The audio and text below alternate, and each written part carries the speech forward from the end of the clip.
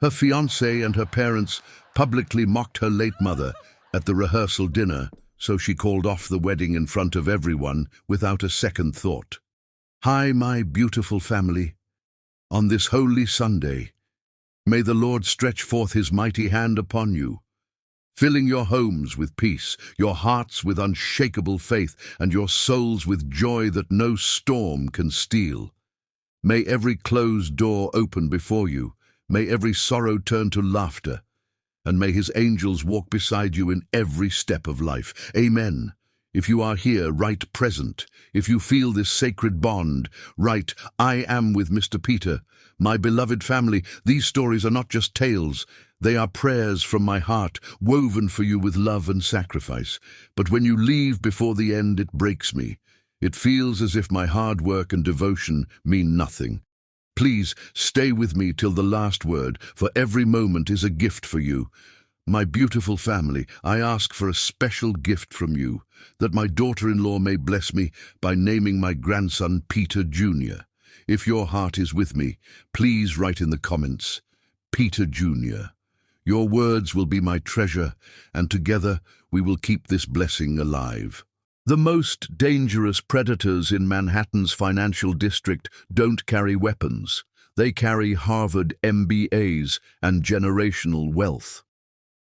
Dr. Jasmine Charm adjusted her deliberately modest blazer as she stepped into the marble-veined lobby of Ford Industries Tower, her Columbia PhD in economics hidden behind carefully practiced uncertainty. 6 months of research had led to this moment, the beginning of the most expensive psychological experiment in corporate history. You're here for the marketing coordinator position? The receptionist's tone carried that particular brand of Manhattan condescension reserved for those who didn't belong in glass towers that kissed the clouds. Yes, ma'am. Jasmine Charm. She let her voice waver slightly, watching how quickly the woman's attention shifted to more important things. The kind of dismissal Jasmine had spent 3 decades observing from wealth's opposite side. Through floor-to-ceiling windows, the Hudson River sparkled like scattered diamonds. This building, with its pretentious gold fixtures and intimidating architectural statements, represented everything her mother had fought against before a suspicious car accident silenced her forever. But Jasmine wasn't here for revenge. Revenge was messy and temporary. She was here for something far more sophisticated: transformation. Mr. Ford will see you now. The announcement came after precisely 47 minutes, a power play as predictable as rush-hour gridlock. Bruce Ford's corner office occupied more square footage than most apartments, decorated with understated luxury that screamed old money. Harvard rowing trophies lined mahogany shelves, while a Rothko painting dominated the wall behind his desk. Not because he understood art, but because his decorator had insisted it projected sophisticated authority. Please, sit. Bruce gestured to a chair positioned deliberately lower than his own, a psychological dominance technique as ancient as corporate hierarchies. At 36, he possessed effortless attractiveness that came from never questioning whether doors would open. They always had. They always would. Tell me about yourself, Jasmine. He leaned back, fingers steepled, already categorizing her into familiar types. Projects he could save, conquests that would boost his ego, decorative accessories that enhanced his image. Jasmine had spent months studying his psychology through public interviews, corporate filings, even his Harvard roommate's social media posts. Bruce Ford was a man who had never built anything himself, but inherited an empire constructed on other people's displacement. He dated women he could rescue because equals threatened his carefully constructed identity as benevolent patriarch. Well, I graduated from Queens College with a business degree, she began, letting her hands fidget with her resume, a masterfully crafted document that told just enough truth to avoid detection while hiding the $3.2 billion empire she'd built from nothing. I've been working in small marketing firms, but I've always dreamed of working somewhere significant. somewhere that matters. The slight breathlessness in her voice, the way her eyes widened when she surveyed his office, every gesture was calculated to trigger his savior complex. Bruce Ford was about to fall in love with a woman who didn't exist, and Jasmine would document every moment of his psychological unraveling. Queen's College. He nodded with that particular smile wealthy men use when encountering someone they consider charmingly inferior. That's wonderful. Sometimes the best perspectives come from unconventional backgrounds. Through the office's smart glass, Jasmine could see her actual assistant, Helena Rodriguez, sitting in the lobby disguised as her former supervisor, ready to provide references if needed. Helena held an MBA from Wharton and managed a portfolio worth more than Bruce's annual salary, but today she played a struggling small business owner, grateful for any opportunity to help a former employee. "I have to ask," Bruce continued, "what draws you specifically to Ford Industries? We're quite different from the smaller firms you've worked with." This was the moment Jasmine had prepared for, the question that would set the entire psychological experiment in motion. "Honestly, I researched your company's history, and I was amazed by how you've built something that helps people. All those residential developments, the jobs you've created. I just want to be part of something bigger than myself."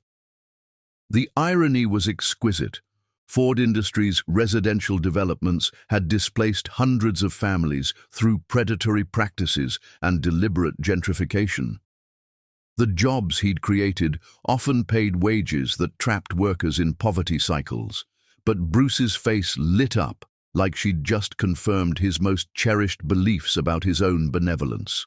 "That's exactly the thinking we need here." He leaned forward, already casting himself as Henry Higgins to her Eliza Doolittle. "I believe in giving opportunities to people who might not otherwise have them.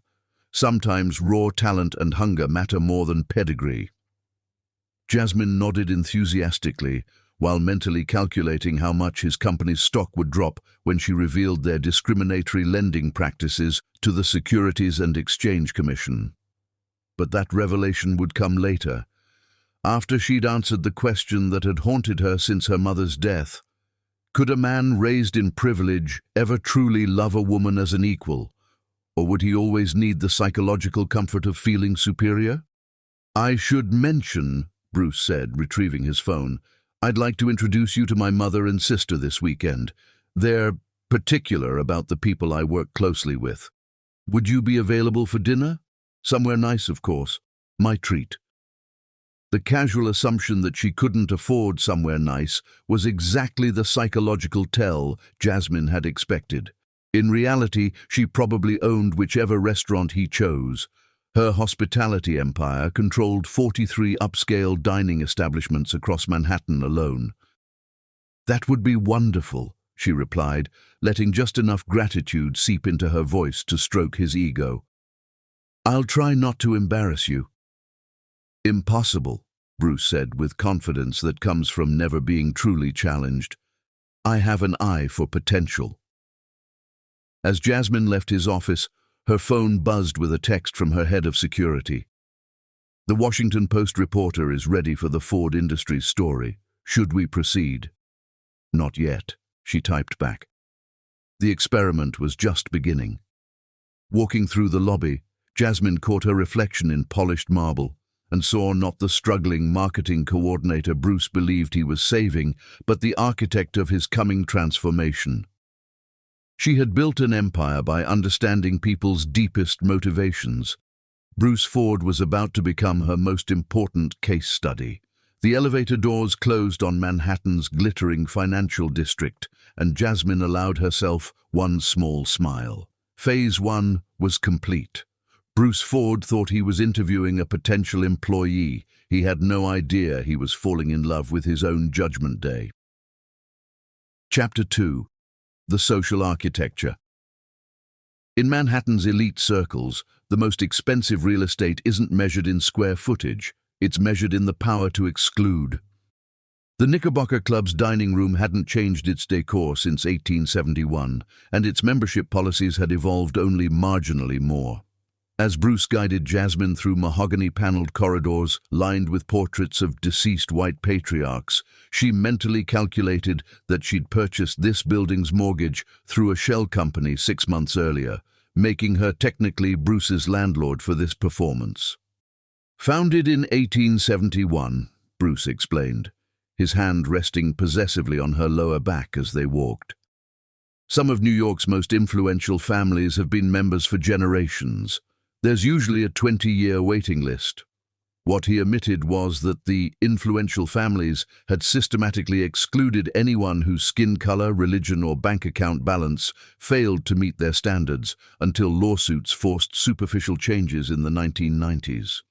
Jasmine had read the club's actual membership files, purchased discreetly through her private investigation firm, and knew exactly which members still harbored old prejudices behind polished smiles and carefully modulated voices.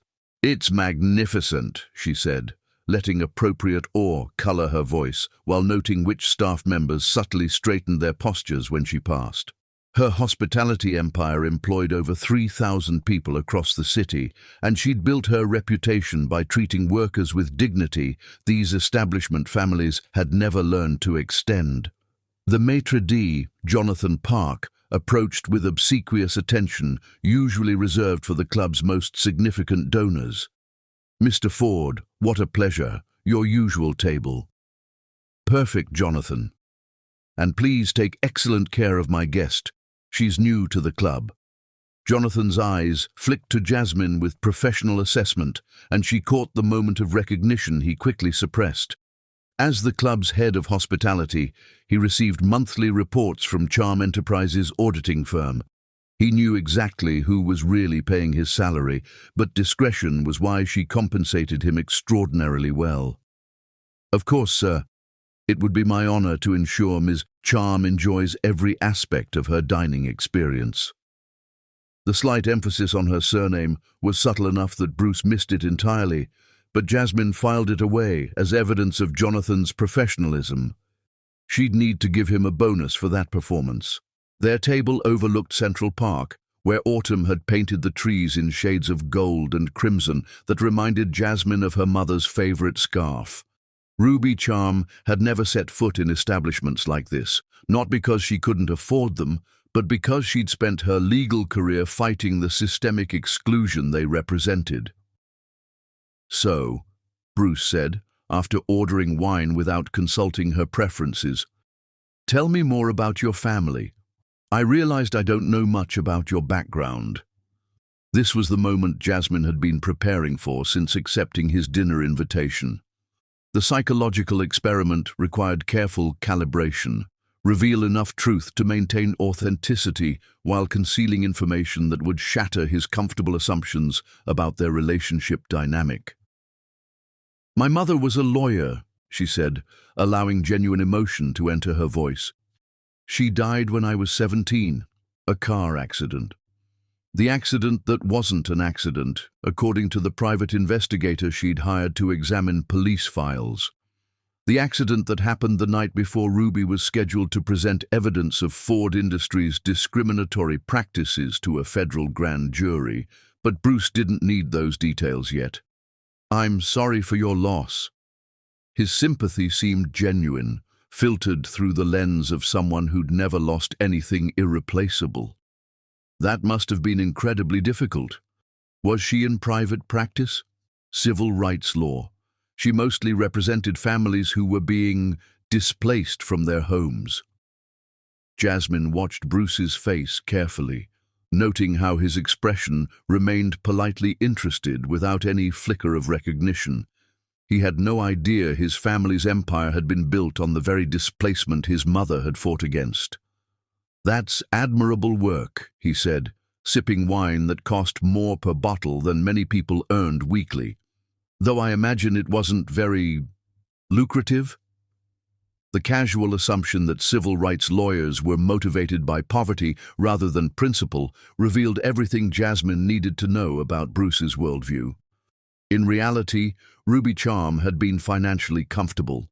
Her legal victories against discriminatory landlords and predatory developers had earned substantial settlements, but she'd donated most earnings to legal aid organizations, believing justice shouldn't be a luxury available only to the wealthy.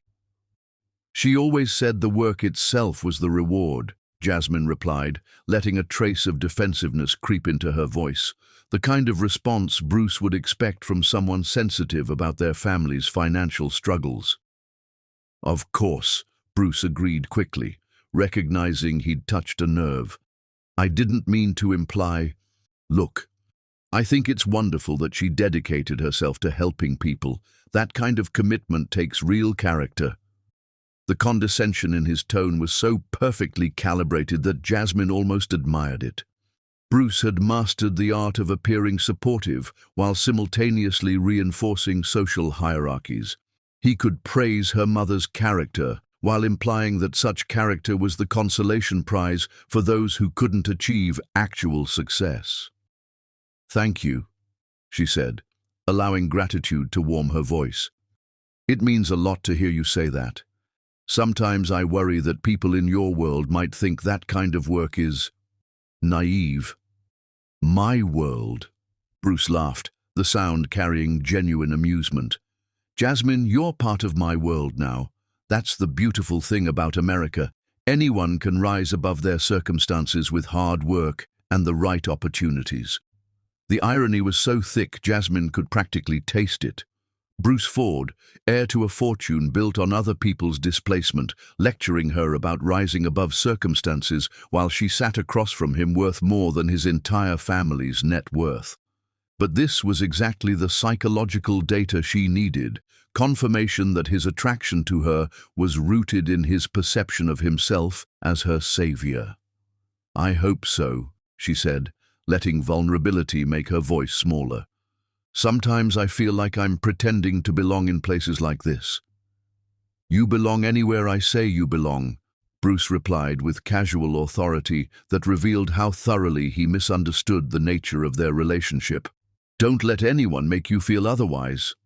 Across the dining room, Jasmine noticed Amanda Sterling, Bruce's ex-girlfriend and pharmaceutical fortune heiress, watching their table with barely concealed hostility. Amanda had been Bruce's most recent attempt at a relationship between equals, and their breakup had reportedly been mutual recognition that they were too similar to sustain romantic interest. Amanda understood Bruce's psychology because she shared it.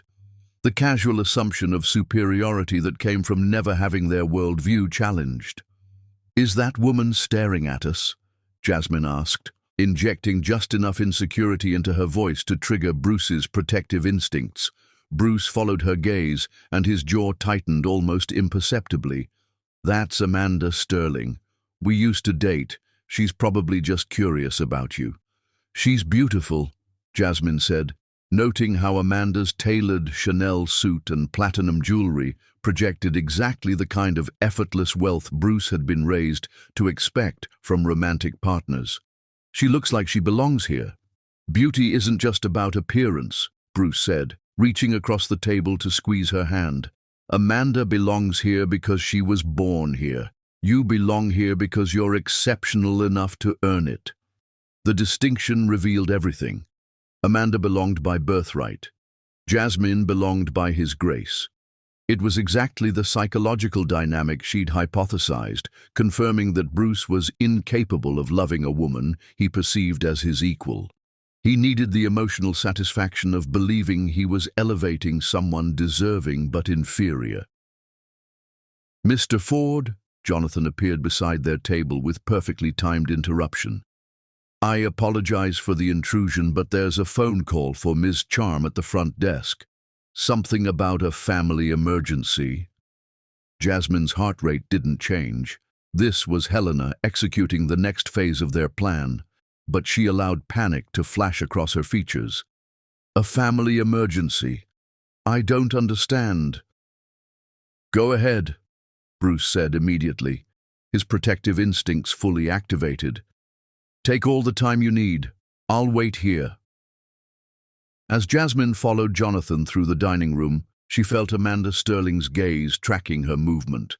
Amanda's psychological profile suggested she was intelligent enough to sense that something about this situation didn't align with surface appearances. That suspicion could be useful later. Amanda might inadvertently expose truths Bruce was too blinded by his savior complex to see.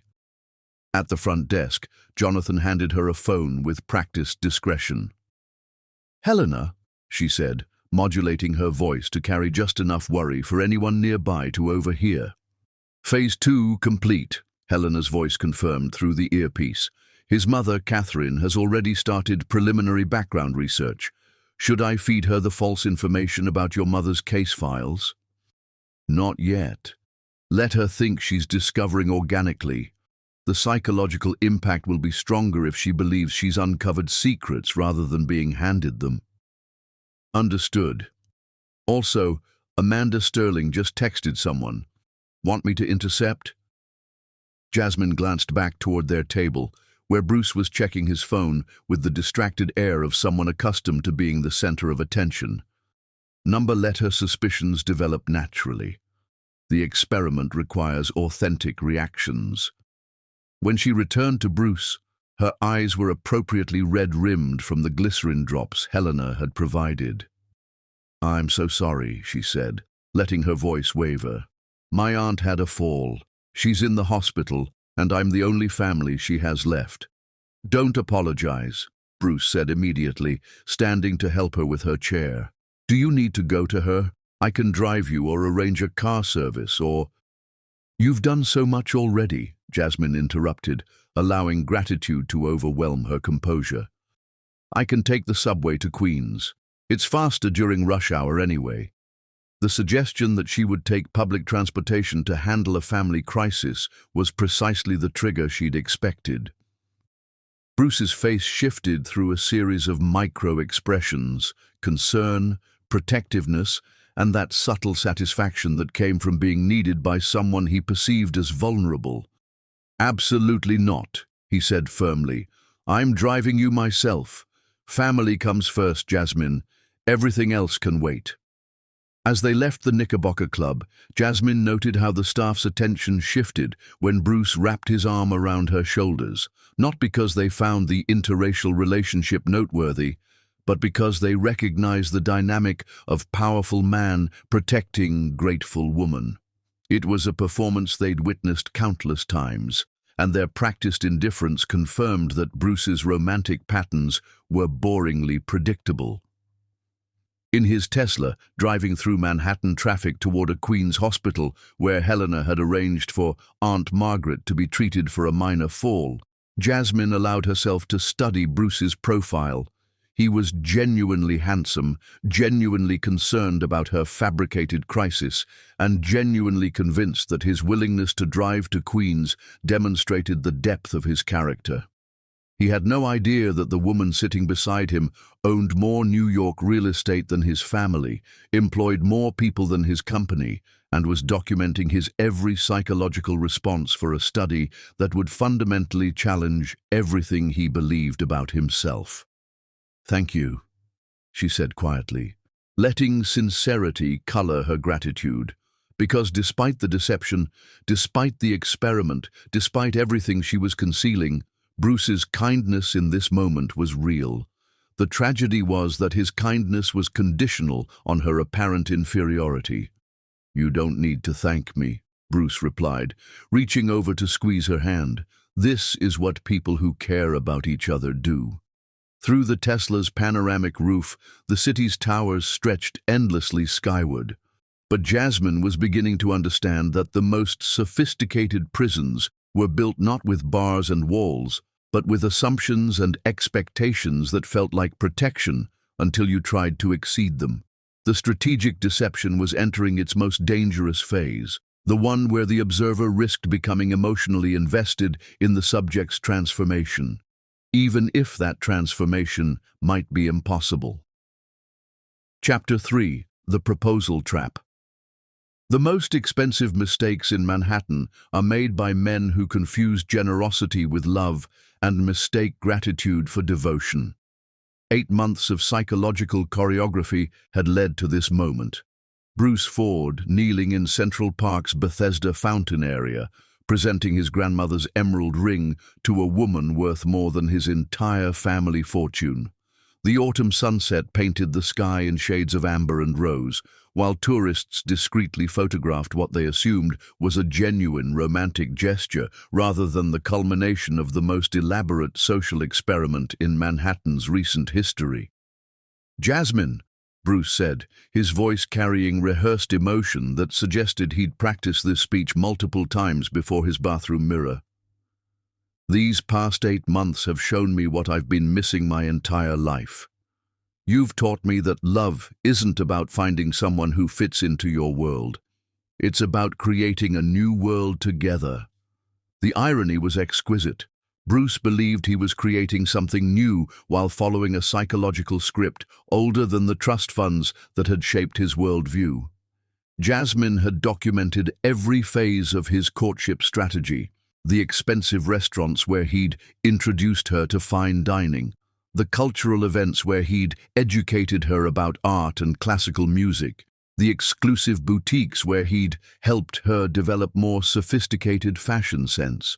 Each gesture had reinforced his fundamental assumption that their relationship was an act of benevolent transformation, him elevating her from Queen's College graduate to suitable companion for Manhattan's elite circles.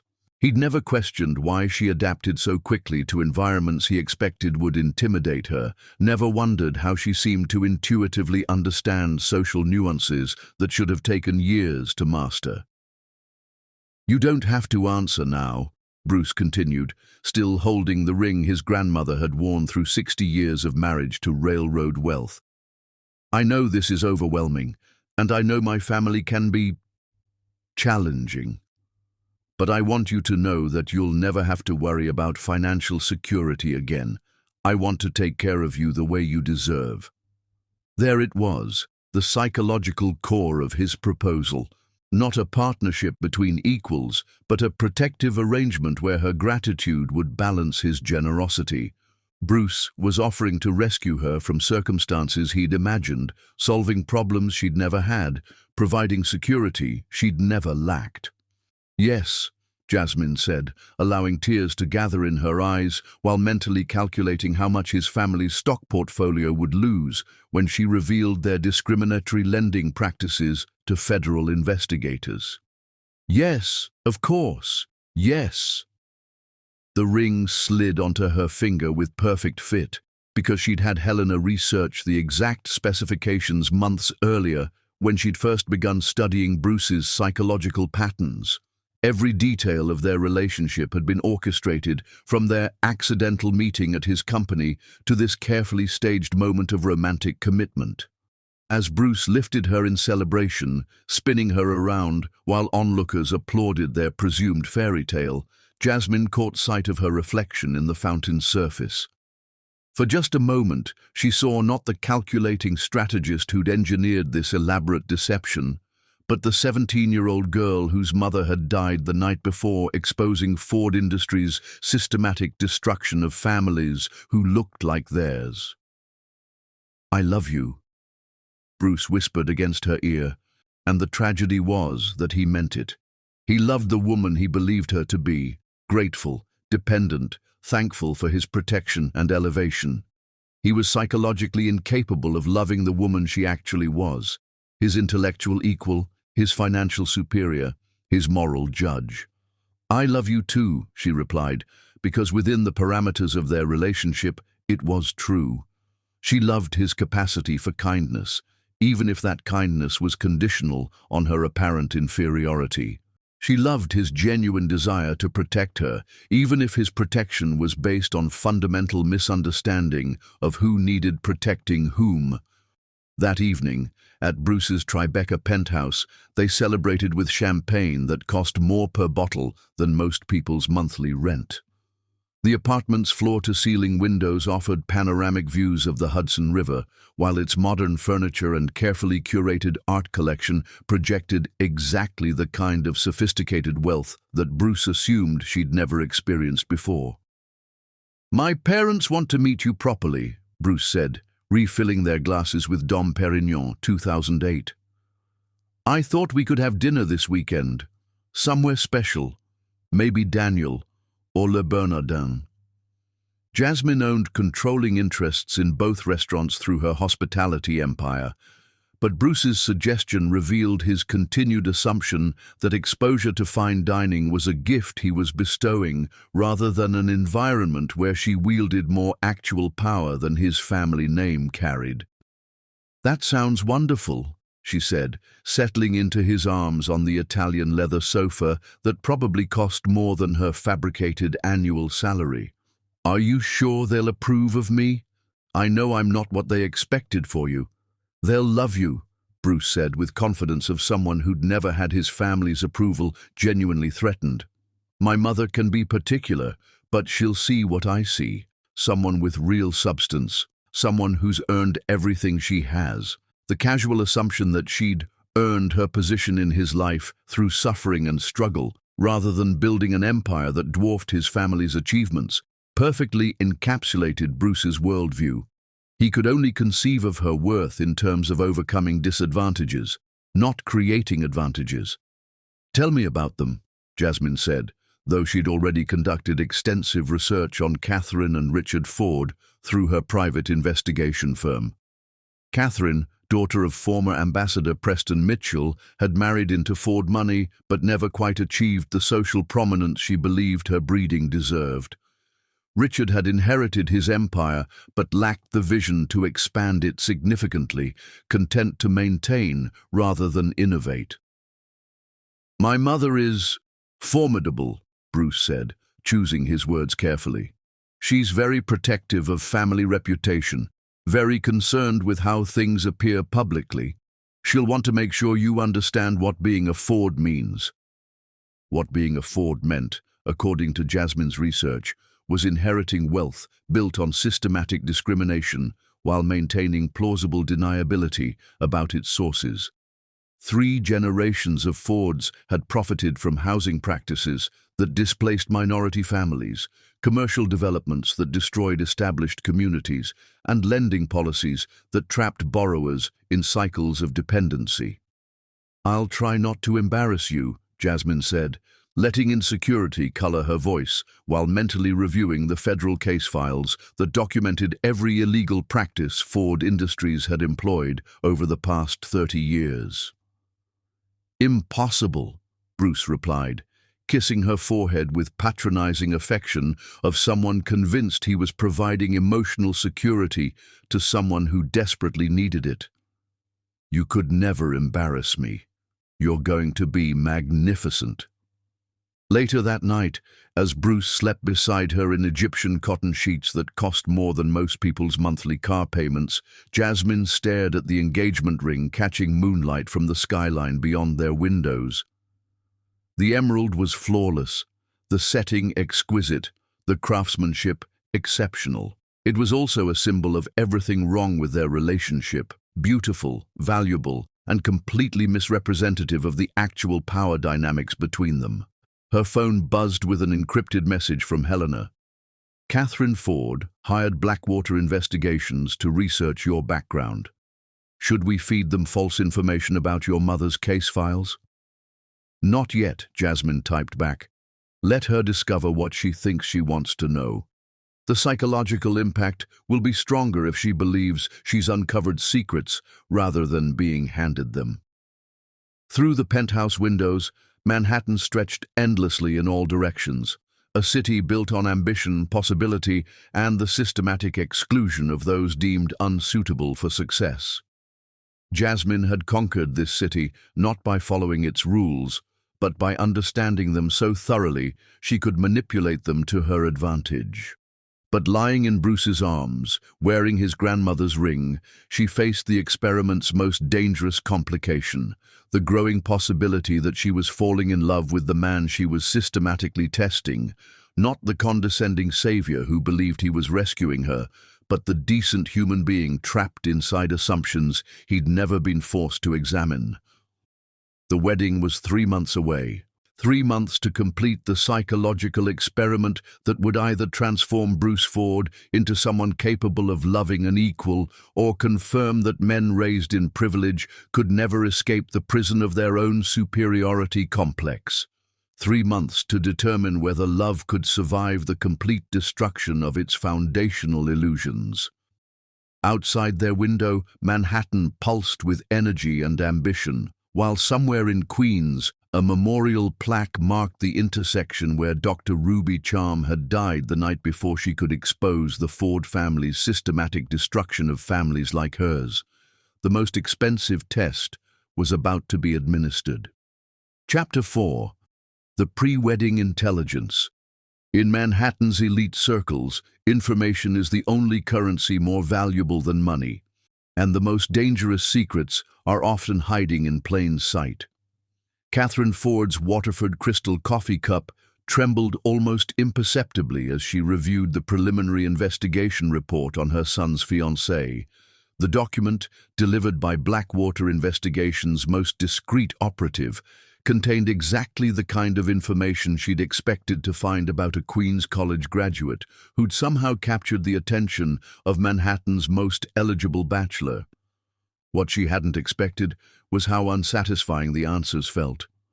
"The surface information checks out," Detective Marcus Webb explained, settling into the antique chair across from Catherine's mahogany desk in her Upper East Side study. Jasmine Charm, born in Queens, mother Ruby Charm, died in 2008. Father unknown. Attended Queens College on partial scholarship, worked for several small marketing firms before joining your son's company. "But," Catherine prompted, because 30 years of navigating Manhattan society had taught her to recognize when investigators were withholding uncomfortable truths. "But the deeper we dig, the more questions arise. Her college transcripts show exceptional academic performance. Honors Society, Dean's List every semester, graduation summa cum laude. That level of achievement typically indicates resources and support systems that don't align with her supposed background." Catherine made notes in the leather-bound journal where she tracked all family-related intelligence. The Ford family had maintained their position for 3 generations by anticipating threats before they materialized, and something about Jasmine Charm had triggered her most finely tuned instincts for social disruption. "What about her mother's death?" she asked, because the preliminary report had mentioned a car accident without providing details that satisfied her need for complete information. "This is where things become interesting," Webb continued, consulting his tablet with careful precision that suggested he was approaching sensitive territory. "Ruby Charm was killed in a single car accident on the FDR Drive in November 2008. Police report indicates she lost control during a rainstorm and struck a barrier." That seems straightforward enough. On the surface, yes, but Ruby Charm was a civil rights attorney who specialized in housing discrimination cases. The accident occurred the night before she was scheduled to present evidence to a federal grand jury about predatory lending practices in minority communities. Catherine's pen stopped moving. She looked up from her journal to study Webb's expression, noting the careful neutrality that investigators cultivated when delivering information that might implicate their clients in uncomfortable realities. "What kind of evidence?" she asked, though she suspected she already knew the answer. "Documents related to systematic discrimination in rental practices, deliberate targeting of minority families for predatory loans, and coordinated efforts to gentrify specific neighborhoods through strategic property acquisition." The room fell silent, except for the antique grandfather clock marking time with metallic precision. Catherine had been married to Richard Ford for 34 years, long enough to understand that their family fortune had been built on practices that couldn't withstand contemporary scrutiny. She'd never asked for specific details because plausible deniability was crucial for maintaining social standing in circles where moral superiority was assumed rather than examined. "Were there any companies specifically named in her investigation?" Catherine asked, though she dreaded confirmation of what Webb's expression had already revealed. Ford Industries was mentioned prominently in the preliminary evidence summary. The case files were reportedly stolen from her office the night of the accident, so we can't verify the specific allegations, but the federal prosecutor's notes indicate your husband's company was a primary focus of her investigation. Catherine set down her pen and walked to the study's windows, which offered carefully curated views of Central Park's most photogenic sections. Somewhere in those trees, her son had proposed to the daughter of a woman who had died investigating their family's business practices. The coincidence was either astronomically unlikely or catastrophically deliberate. "Is there any indication that Jasmine knows about her mother's investigation?" she asked, watching joggers and dog walkers navigate pathways that had been designed to project natural beauty while concealing the mechanical infrastructure that maintained such perfection. "No direct evidence, but—" Webb hesitated, consulting his notes with reluctance that suggested he was about to deliver information his client wouldn't want to hear. "There are some anomalies in her employment history that suggest she may have resources beyond what her resume indicates." "What kind of anomalies?" "Financial inconsistencies. She's listed as earning $45,000 annually at her previous positions, but her credit report shows payments on a Manhattan apartment rental that would require income closer to $200,000. Her wardrobe, based on surveillance photos, includes items that retail for more than her supposed monthly salary. More concerning, she's been photographed at charity events wearing jewelry that our experts value at over $50,000. Catherine felt her maternal instincts sharpening into predatory focus. "What kind of jewelry?" "Diamond earrings, pearl necklaces, a vintage Cartier watch, all pieces that suggest either substantial family wealth or financial support from someone with significant resources. The timing is also suspicious. She acquired most of these items during the months she's been dating your son." Catherine turned from the window to study Webb's expression. "Are you suggesting she has undisclosed income sources?" "I'm suggesting that someone is financially supporting her lifestyle, and we haven't identified who or how. It could be family money that doesn't show up in public records. It could be earnings from undisclosed employment, or it could be financial assistance from someone who prefers to remain anonymous." The implications hung in the air like expensive perfume, present but difficult to identify precisely. Catherine had spent decades navigating situations where surface appearances concealed complex realities, and every instinct she'd developed warned her that Jasmine Charm represented a threat that extended far beyond ordinary gold digging. "I want you to expand the investigation," she said, returning to her desk to write detailed instructions in her journal. "Focus on the financial inconsistencies.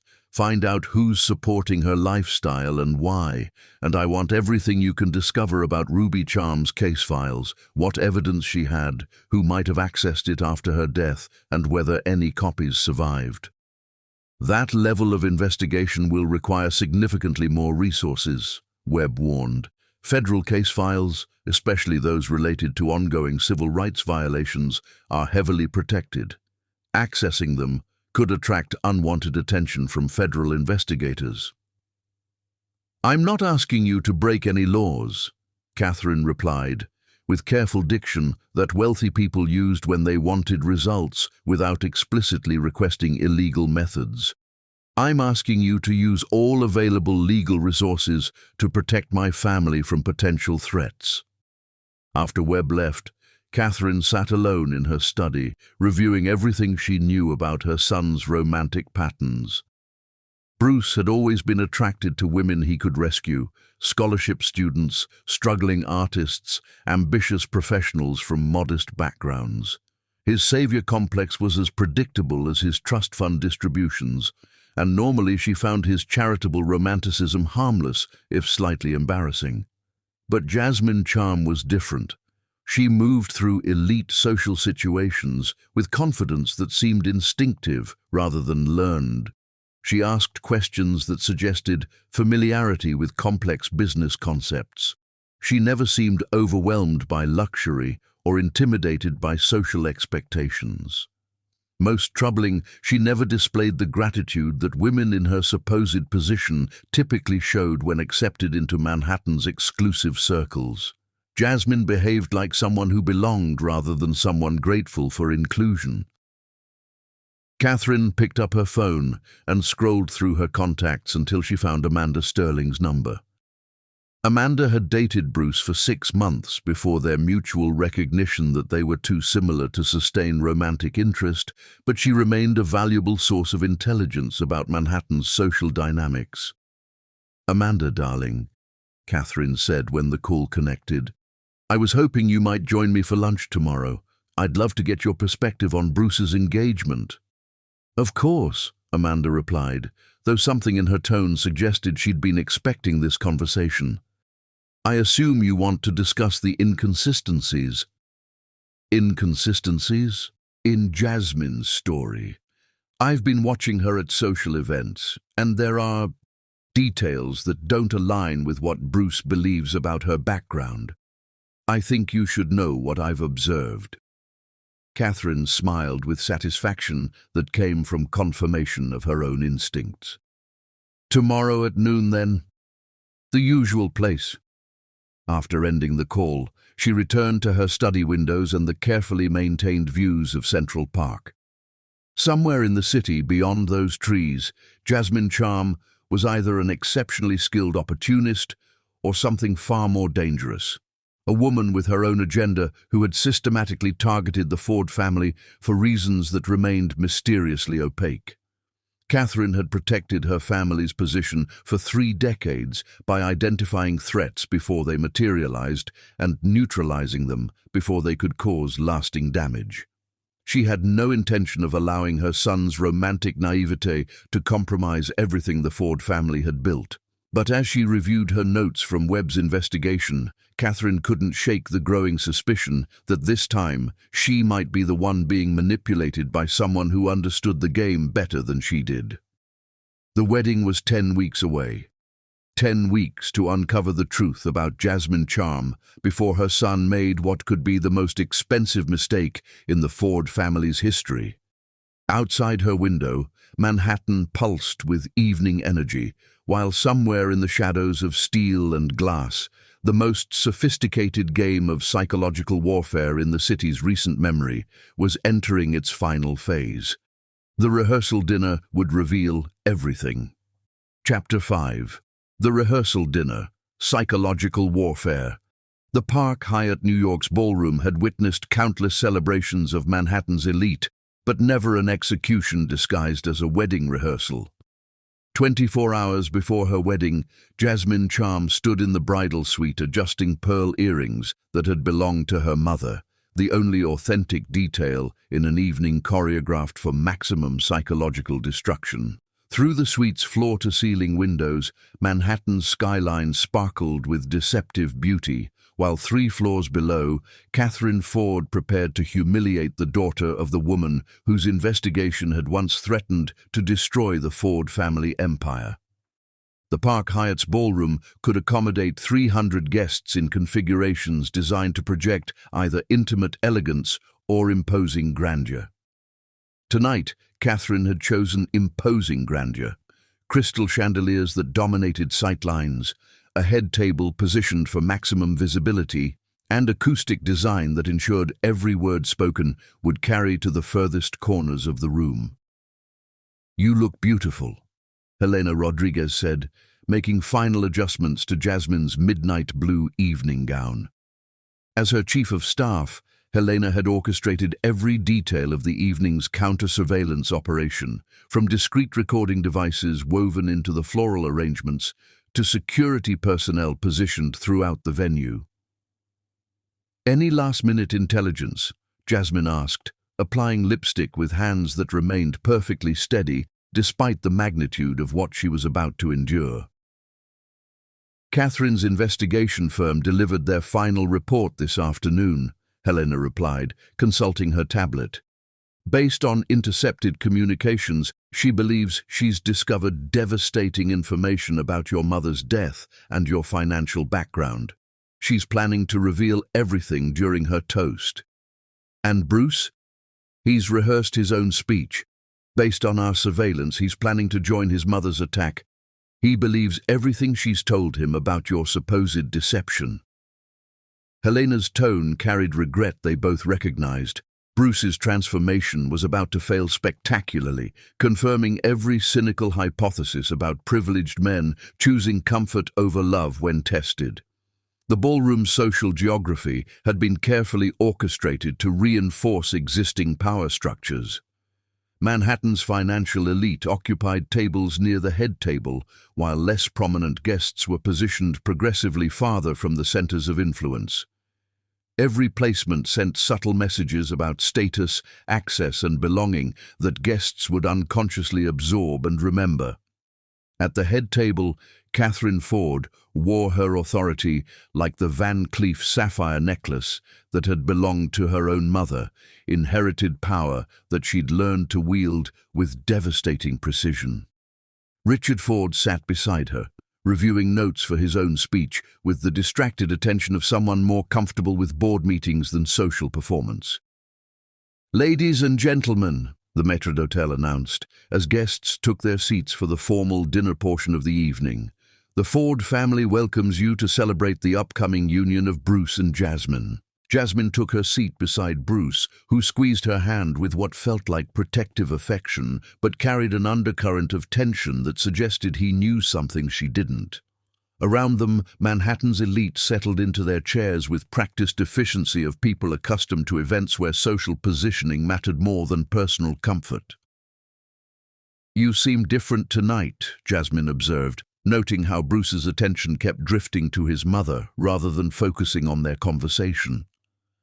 "Just wedding nerves," he replied, though something in his voice suggested he was rehearsing responses rather than expressing genuine emotion. "Tomorrow's a big day. Life-changing, really." The first courses proceeded with choreographed precision that characterized events at Manhattan's premier venues. Conversations flowed around topics that demonstrated cultural literacy, financial sophistication, and social awareness, the kind of intellectual currency that reinforced membership in exclusive circles while excluding those who couldn't participate fluently. "I have to say," Richard Ford commented during the wine service, "it's refreshing to meet someone who's so forthcoming about their background. Honesty is such a rare quality these days." The emphasis on honesty felt deliberately pointed, as if Richard was delivering a line he'd rehearsed. Jasmine smiled appropriately while mentally reviewing her preparation for the evening's confrontation. Everything was proceeding exactly as she'd anticipated. As dinner concluded and the evening transitioned to speeches, Catherine Ford rose from her seat with confident authority that commanded immediate attention. The ballroom fell silent, except for the gentle clink of crystal and silver, as guests prepared to witness what they assumed would be traditional maternal blessing of their son's romantic choice. "Friends, family, and honored guests," Catherine began, her voice carrying perfectly throughout the acoustically designed space. "Bruce's engagement to Jasmine has been enlightening for our entire family. It's forced us to examine our assumptions about background, breeding, and what we should expect from the people we welcome into our lives." Jasmine felt Bruce shift beside her, his body language changing from protective to predatory as he prepared to participate in what was clearly a coordinated attack. Around the ballroom, conversations ceased as guests recognized they were witnessing something more complex than celebratory platitudes. "I've spent considerable time learning about Jasmine's family history," Catherine continued, consulting notes with theatrical precision, particularly her mother, Ruby Charm, whose career as a so-called civil rights lawyer ended in a tragic car accident in 2008.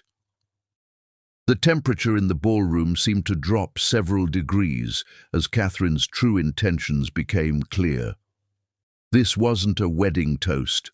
It was a public execution designed to destroy Jasmine's credibility while demonstrating the Ford family's power to protect themselves from unsuitable influences. Ruby Charm spent her final years filing frivolous lawsuits against established New York families and businesses, Catherine continued, her voice carrying authoritative disdain that Manhattan society used to dismiss threats to their comfortable assumptions.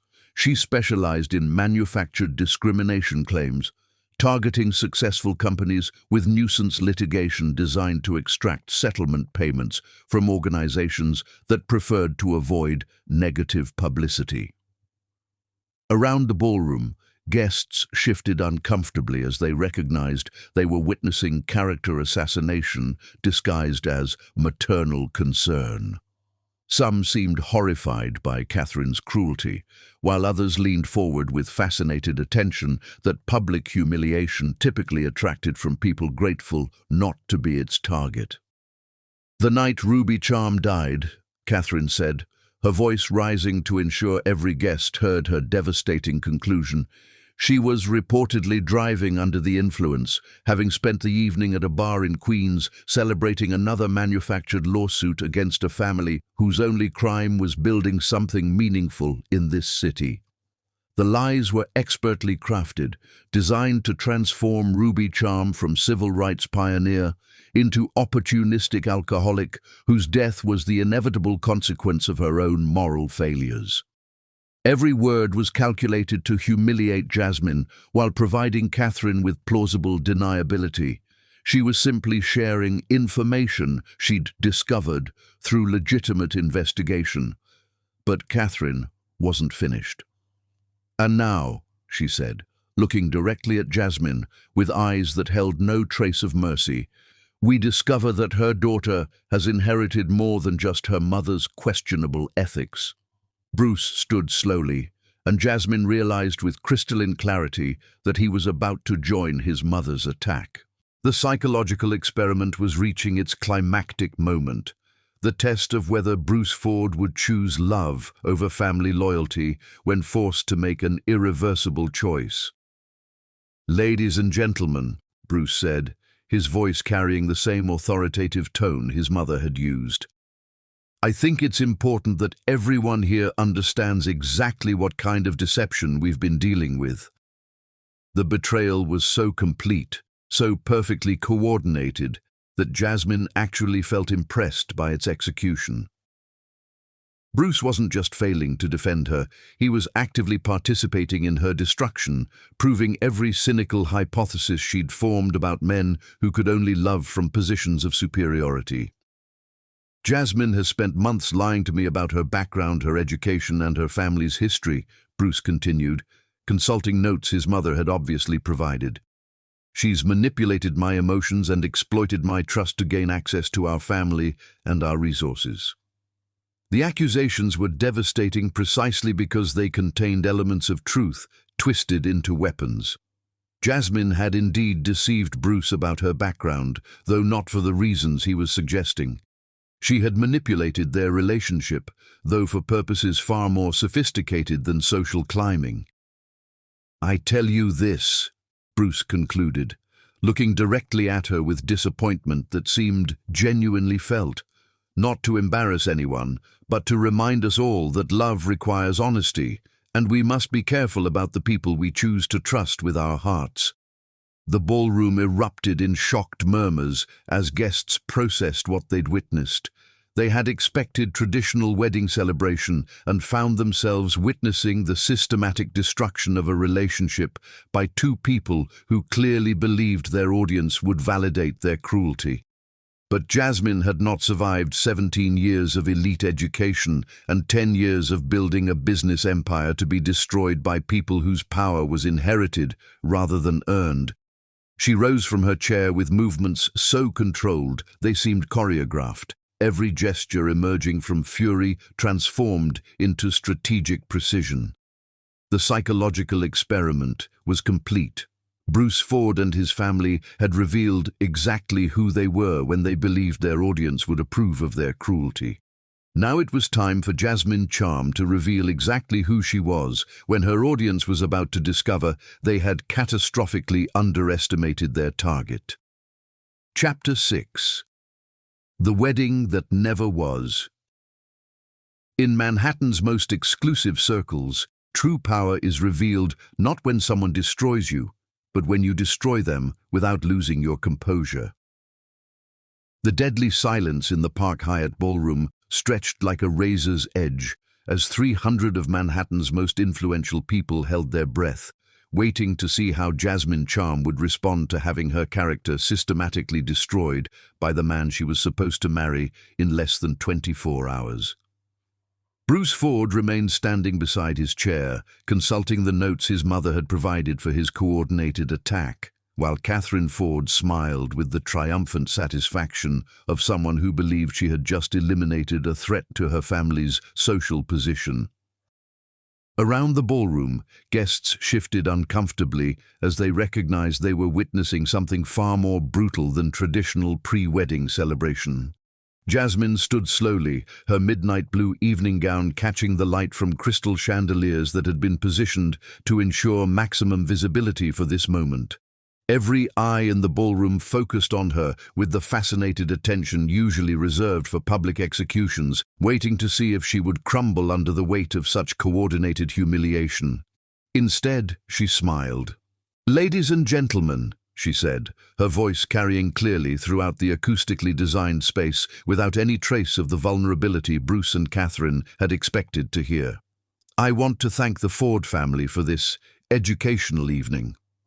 The word educational hung in the air like expensive perfume, present, unmistakable, and somehow more threatening than any accusation could have been. Jasmine wasn't responding like someone who had been exposed and humiliated. She was responding like someone who had gathered exactly the information she needed. "You've shown me exactly who you are when you think your audience will validate your assumptions," she continued, her gaze sweeping across the assembled guests with clinical precision. "And more importantly, you've shown me exactly what you believe about families like mine when you think we can't fight back." Catherine Ford's triumphant expression began to waver as she recognized that Jasmine's response wasn't following the script she had anticipated. This wasn't the tearful retreat of someone overwhelmed by superior social forces. This was something else entirely. "Bruce," Jasmine said, turning to face her fiancé with disappointment that seemed to cut deeper than anger. "Did you really believe that I would agree to marry into a family without researching its history? Did you think I would accept your grandmother's ring without understanding exactly how your grandfather acquired the wealth to purchase it?" Bruce's face went pale as he began to realize that his coordinated attack might have been based on fundamentally flawed assumptions about who held the actual power in their relationship. "The Ford family fortune," Jasmine continued, addressing the entire ballroom with the authority of someone delivering a lecture to students who had failed to complete their homework, was built on systematic discrimination against families who looked like mine. Your grandfather's residential developments displaced hundreds of minority families through illegal practices that my mother spent her final years documenting. The ballroom's social temperature plummeted as guests began to understand they were witnessing something far more complex than family drama.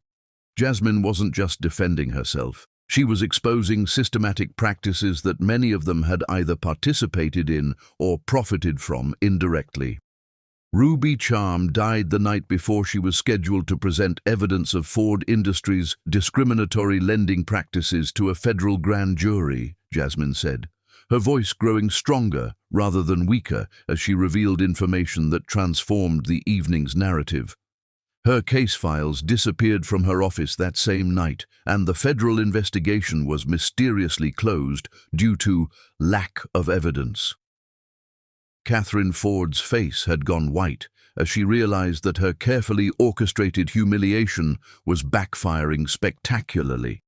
Instead of destroying Jasmine's credibility, she had provided her with a platform to expose information the Ford family had spent 15 years trying to bury. "But evidence has a way of surviving," Jasmine continued, consulting her phone with the casual efficiency of someone who had planned this moment down to the second. "Especially when someone spends 15 years building the resources and connections necessary to complete her mother's work. Helena Rodriguez, seated at a nearby table, subtly activated recording devices that had been woven throughout the floral arrangements. Every word of this conversation was being documented for potential use in legal proceedings that would extend far beyond personal drama. "I'm calling off our engagement," Jasmine announced, her voice projecting dignified authority that commanded absolute attention from every person in the ballroom. "Not because your family has revealed your true character. I already knew exactly who you were before I accepted your proposal. But because you've now provided me with everything I need to complete my mother's investigation." She removed Bruce's grandmother's emerald ring with movements so controlled they seemed choreographed, placing it gently on the table beside her untouched champagne glass. The gesture was final, irreversible, and witnessed by 300 people who would never forget the evening. They watched a woman choose justice over wealth. "You see," Jasmine said, stepping away from the table to address the entire ballroom, "I didn't come here tonight hoping to join your family. I came here hoping you would reveal exactly who you are when you believe your audience will approve of your cruelty, and you've exceeded even my most cynical expectations." Bruce finally found his voice, but the words came out weak and desperate. "Jasmine, what are you talking about? What investigation?" "The investigation your family thought they had buried with my mother," she replied, consulting her phone again. "The investigation that documented every discriminatory practice Ford Industries employed over 30 years. The investigation that will resume tomorrow morning with the full support of the Department of Justice Civil Rights Division." The implications of her announcement began rippling through the ballroom as guests realized they had just witnessed the systematic destruction of one of Manhattan's most prominent families by someone they had all underestimated. "Ladies and gentlemen," Jasmine said, her voice carrying to the furthest corners of the ballroom, "I hope you remember this evening exactly as it happened, because everything you've seen and heard tonight will be preserved as evidence in federal civil rights prosecutions that will reshape how business is conducted in this city." She began walking toward the ballroom's exit with unhurried grace, her movement creating a path through guests who parted like water, uncertain whether they were witnessing triumph or the beginning of a catastrophe that would engulf them all. At the ballroom's threshold, she paused to deliver her final words to the scene she was leaving. Catherine Ford's horrified realization, Richard Ford's growing panic, Bruce's devastated comprehension, and 300 members of Manhattan's elite who had just discovered they had been recorded participating in the systematic humiliation of a civil rights attorney's daughter. "Bruce," she said, her voice carrying across the silent ballroom, "you have no idea what you've lost tonight, but you will." The promise held no anger, no threatened revenge, just calm certainty that suggested knowledge Bruce couldn't access or understand. For the first time that evening, genuine terror flickered across his features as he began to comprehend the magnitude of his family's miscalculation. "Helena," Jasmine said quietly as her chief of staff approached, "make the calls." "All of them?" Helena asked, though she already knew the answer. "Every single one." As Jasmine disappeared into the hotel's marble-appointed corridor, the ballroom remained frozen in stunned silence.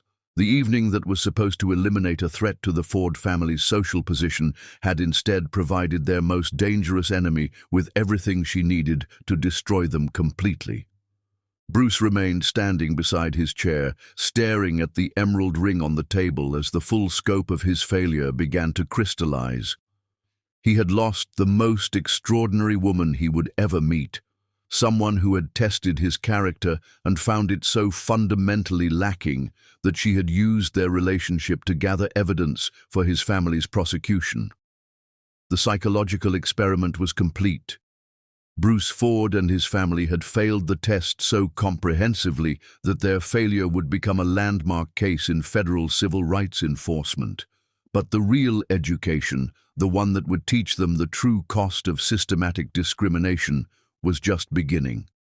Outside the Park Hyatt, Manhattan's towers pierced the night sky with deceptive beauty, but everything had changed. Jasmine Charm was no longer pretending to be someone she wasn't, and the Ford family was about to discover what happened when you declared war on someone whose power you had never bothered to understand. The wedding that never was had just become the trial of the century. Chapter 7. The Empire Strikes Back. Bruce's Awakening. Wall Street opens at 9:30 a.m., but Manhattan's real power brokers often destroy fortunes long before the markets acknowledge what has already been decided in boardrooms, private clubs, and encrypted phone calls. Bruce Ford's penthouse alarm sounded at 6:30 a.m. on what should have been his wedding day, but the sound that actually woke him was his phone buzzing with urgency that suggested catastrophe rather than celebration. 12 hours after watching the most extraordinary woman he'd ever known call off their engagement and promise his family's destruction, he was about to discover that some mistakes carry price tags that even trust fund beneficiaries can't afford to pay. "Bruce, we have a problem." His father's voice carried barely controlled panic that Richard Ford had never displayed during 30 years of navigating corporate challenges. Ford Industries stock is down 23% in pre-market trading. Bruce sat up in bed, his mind still processing the cognitive dissonance between waking up alone on his wedding day and receiving news about financial catastrophe that seemed directly connected to the woman who had walked away from him with such devastating finality. The Wall Street Journal ran a front-page story this morning titled "Ford Industries, 3 Generations of Discriminatory Practices." Richard continued, his voice cracking slightly. "They have documents, Bruce, internal memos, email communications, rental application policies, everything we thought was buried after Ruby Charm died." Through his penthouse windows, Manhattan looked exactly as it had yesterday morning. Glittering with promise, infinite with possibility, indifferent to human suffering.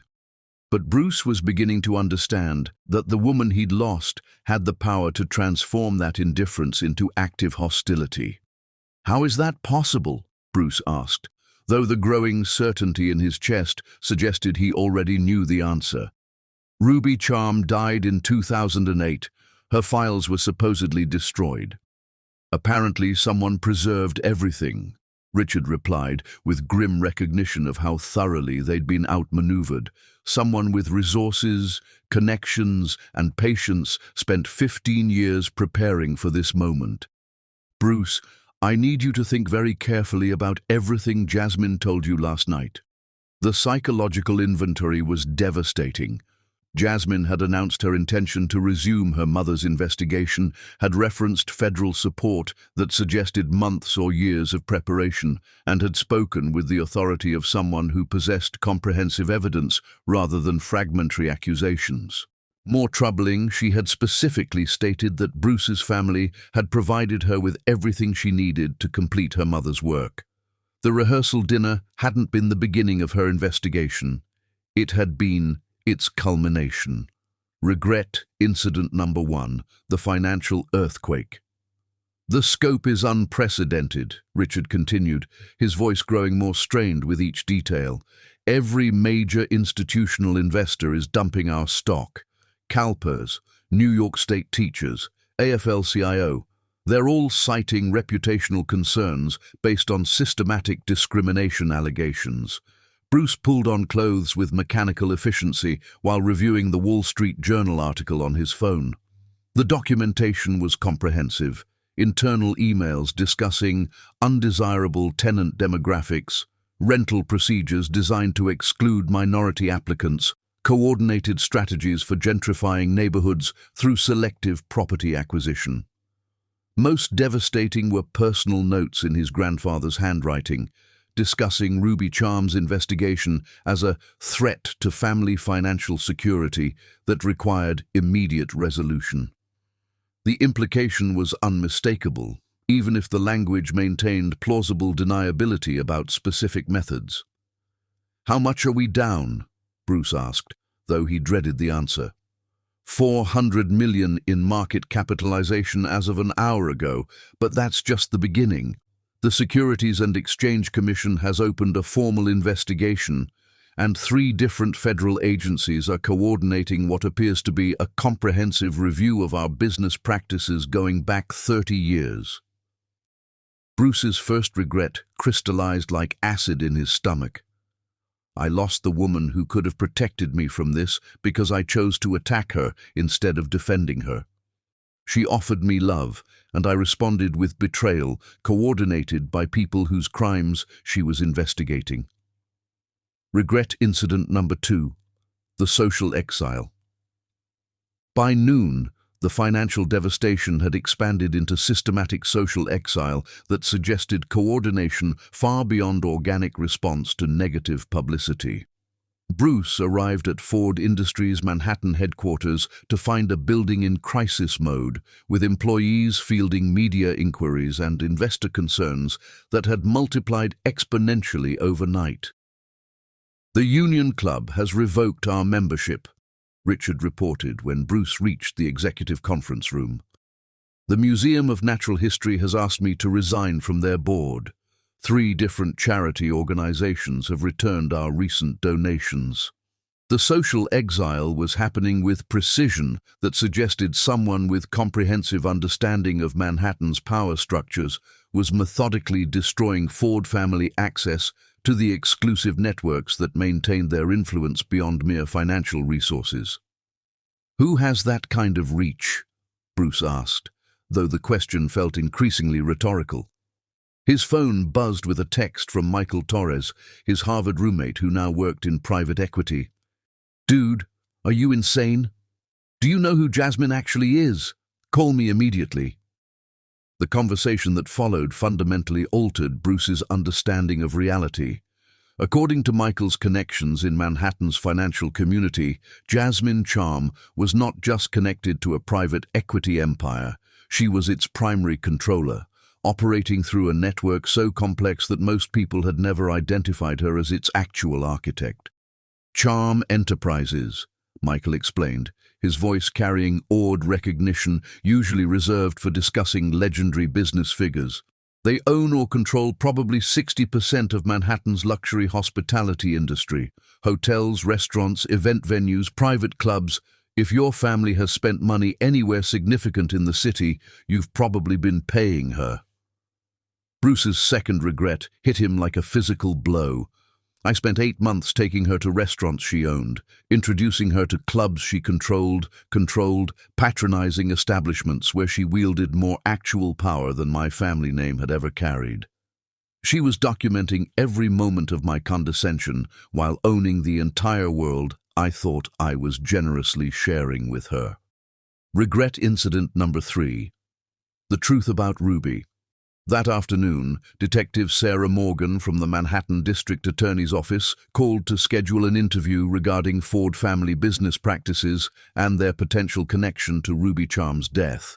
The investigation was expanding beyond financial irregularities into potential criminal conspiracy. "New evidence suggests that Ms. Charm's accident may not have been accidental," Detective Morgan explained.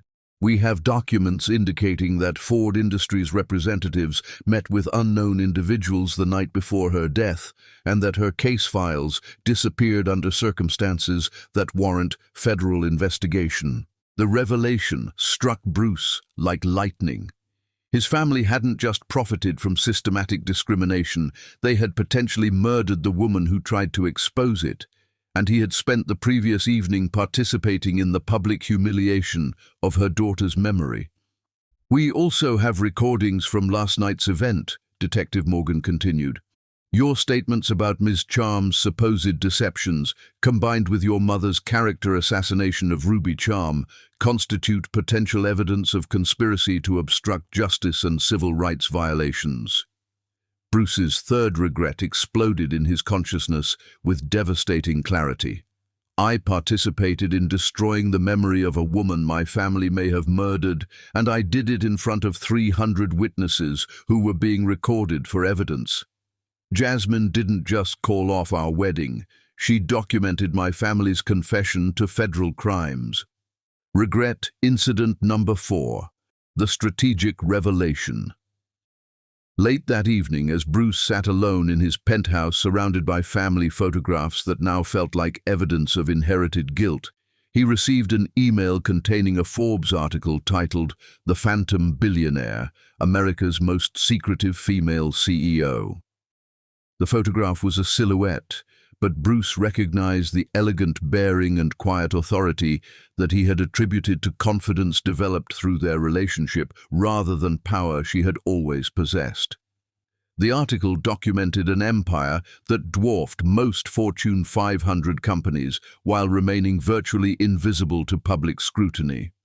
Most devastating was a sidebar titled "The Ruby Charm Legacy: How One Woman's Death Became Her Daughter's Mission." The article revealed that Jasmine had spent 15 years building resources and connections necessary to complete her mother's investigation, while simultaneously transforming herself into one of Manhattan's most powerful people. Dr. Charm's romantic relationship with Ford Industries heir Bruce Ford, the article concluded, appears to have been a strategic component of her investigation rather than coincidental personal involvement. Sources suggest that Ford family responses to Ms. Charm during their engagement provided crucial evidence for federal prosecutors. Bruce's fourth and final regret settled into his bones like radioactive poison. "I had the most extraordinary woman in Manhattan, someone who was intellectually, financially, and morally superior to me in every measurable way. She spent 8 months testing whether I could love an equal, and when I failed that test so completely that I attacked her instead of defending her, she used my failure as evidence to destroy everything my family had built through systematic oppression." As he finished reading, Bruce finally understood the true scope of what had happened. Jasmine hadn't just called off their engagement, she had completed a 15-year mission to avenge her mother's death, while simultaneously testing whether someone raised in privilege could ever transcend the limitations of inherited supremacy. His comprehensive failure to pass that test was about to cost his family everything they had accumulated through 3 generations of systematic discrimination. The psychological experiment was complete, and Bruce Ford had failed so spectacularly that his failure would become a landmark case in federal civil rights enforcement. Outside his office windows, the city continued its relentless pace, while somewhere among those steel and glass towers, Jasmine Charm was orchestrating the systematic dismantling of everything Bruce had inherited but never earned. The true education in consequences was just beginning. Chapter 8. The Truth Unveiled. Bruce's Deeper Regrets. Forbes magazine's investigative journalism unit had built their reputation by exposing the hidden architectures of American wealth, but their November cover story would set new standards for revelations that reshaped public understanding of how power actually operates in Manhattan's elite circles. Dr. Jasmine Charm's silhouette graced newsstands across Manhattan 72 hours after she had called off her engagement to Bruce Ford, but the woman featured in "The Phantom Billionaire, America's Most Secretive Female CEO" bore no resemblance to the grateful Queens College graduate Bruce had believed he was elevating into his family's social circle. The article, released simultaneously across digital and print platforms, documented an empire that dwarfed most Fortune 500 companies while remaining virtually invisible to public scrutiny. Charm Enterprises controlled $3.2 billion in assets through a network of shell companies, private equity funds, and strategic partnerships that had quietly reshaped Manhattan's luxury hospitality industry over the past decade. Bruce read the Forbes profile in his penthouse office, while Ford Industries stock continued its free fall toward penny stock status, each paragraph revealing layers of strategic deception so sophisticated that his 8-month relationship began resembling an anthropological study rather than romantic courtship. Subject demonstrates classical symptoms of inherited privilege syndrome. He read from what appeared to be academic notes quoted in the article. Romantic partner selection consistently favors individuals perceived as intellectually and financially inferior, unable to maintain emotional connection when presented with evidence of target's actual capabilities and social position. The clinical language suggested Jasmine had been documenting their relationship with the detached precision of a researcher studying predictable behavioral patterns in laboratory subjects. Every condescending gesture, every patronizing explanation, every moment of assumed authority had apparently been catalogued as evidence for conclusions she had reached before accepting his proposal. His phone buzzed with a call from Amanda Sterling, whose warnings about inconsistencies in Jasmine's background now seemed prophetic rather than paranoid. "Have you seen the Forbes article?" Amanda asked without preamble, her voice carrying grim satisfaction that comes from being proven right about something you hope to be wrong about.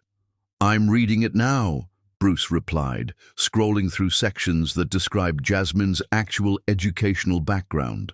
Not Queen's College, but Columbia University with a PhD in economics, followed by Harvard Business School, where she had graduated first in her class before disappearing from public view to build her empire in calculated anonymity.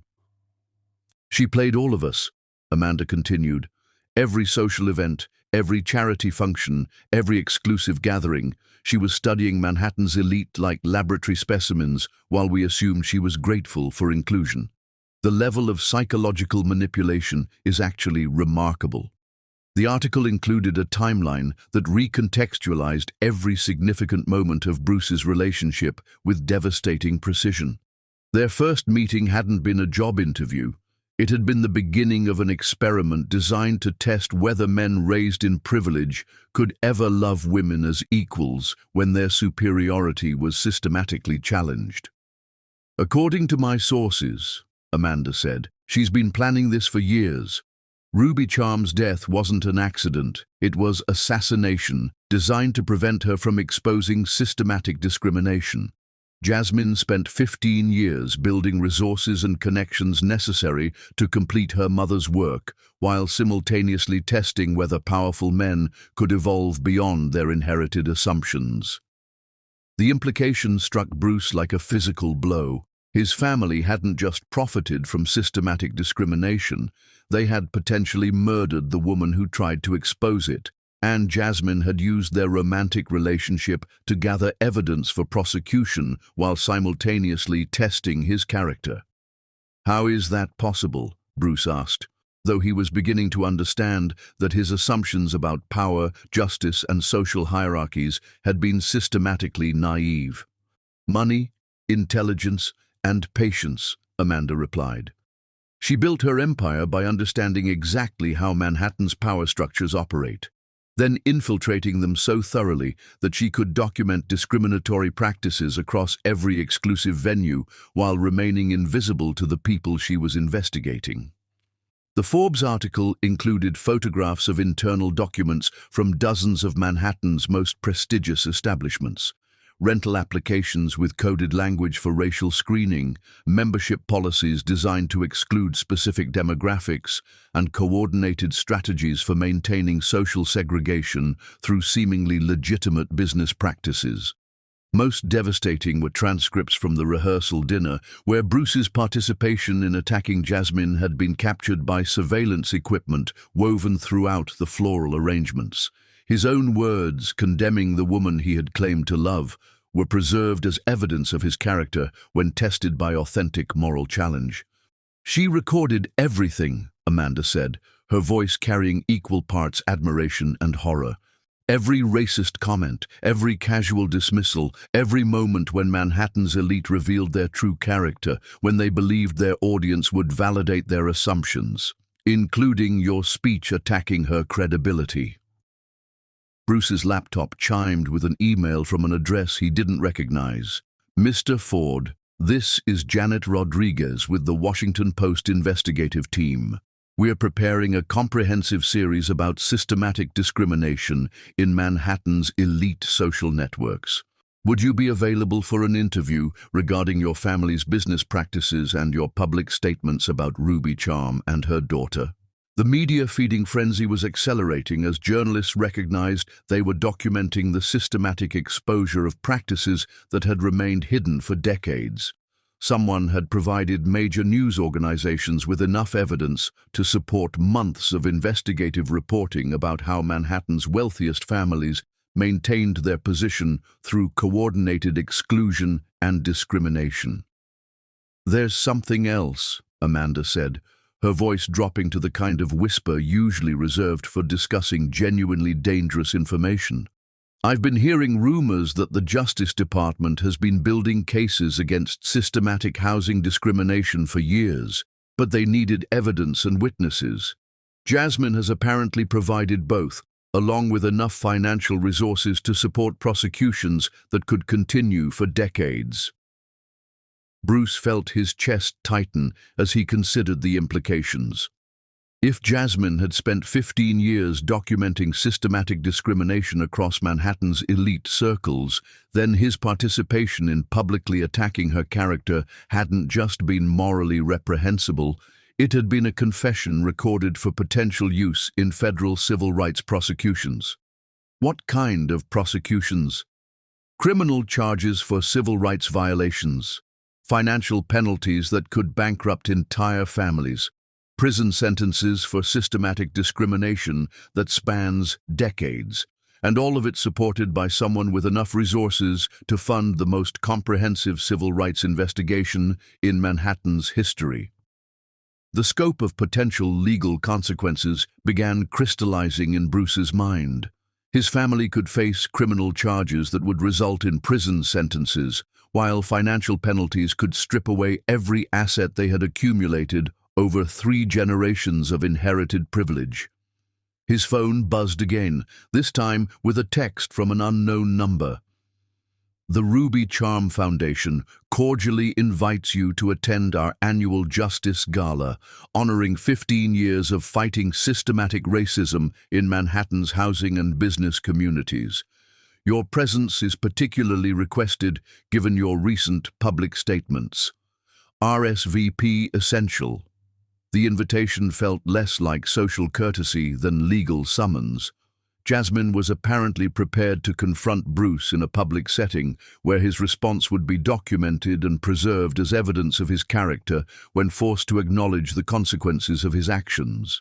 "Are you going?" Amanda asked when he described the invitation. "I don't think I have a choice," Bruce replied, understanding that refusing to attend would be interpreted as admission of guilt, while attending would force him to confront the full scope of what his family had done and what Jasmine had become. That evening, alone in his penthouse with Manhattan's skyline visible beyond windows that no longer projected possibility but rather judgment, Bruce attempted to process the complete reversal of everything he had believed about his relationship, his family, and himself. The woman he had attacked as a gold-digging deceiver was revealed to be a billionaire whose mother had died investigating crimes his family had committed.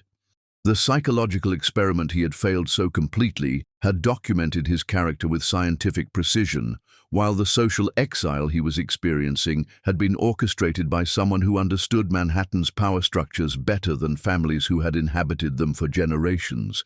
But the most devastating realization was personal rather than financial or legal. For 8 months, Bruce had enjoyed the emotional satisfaction of believing he was elevating someone who needed his guidance.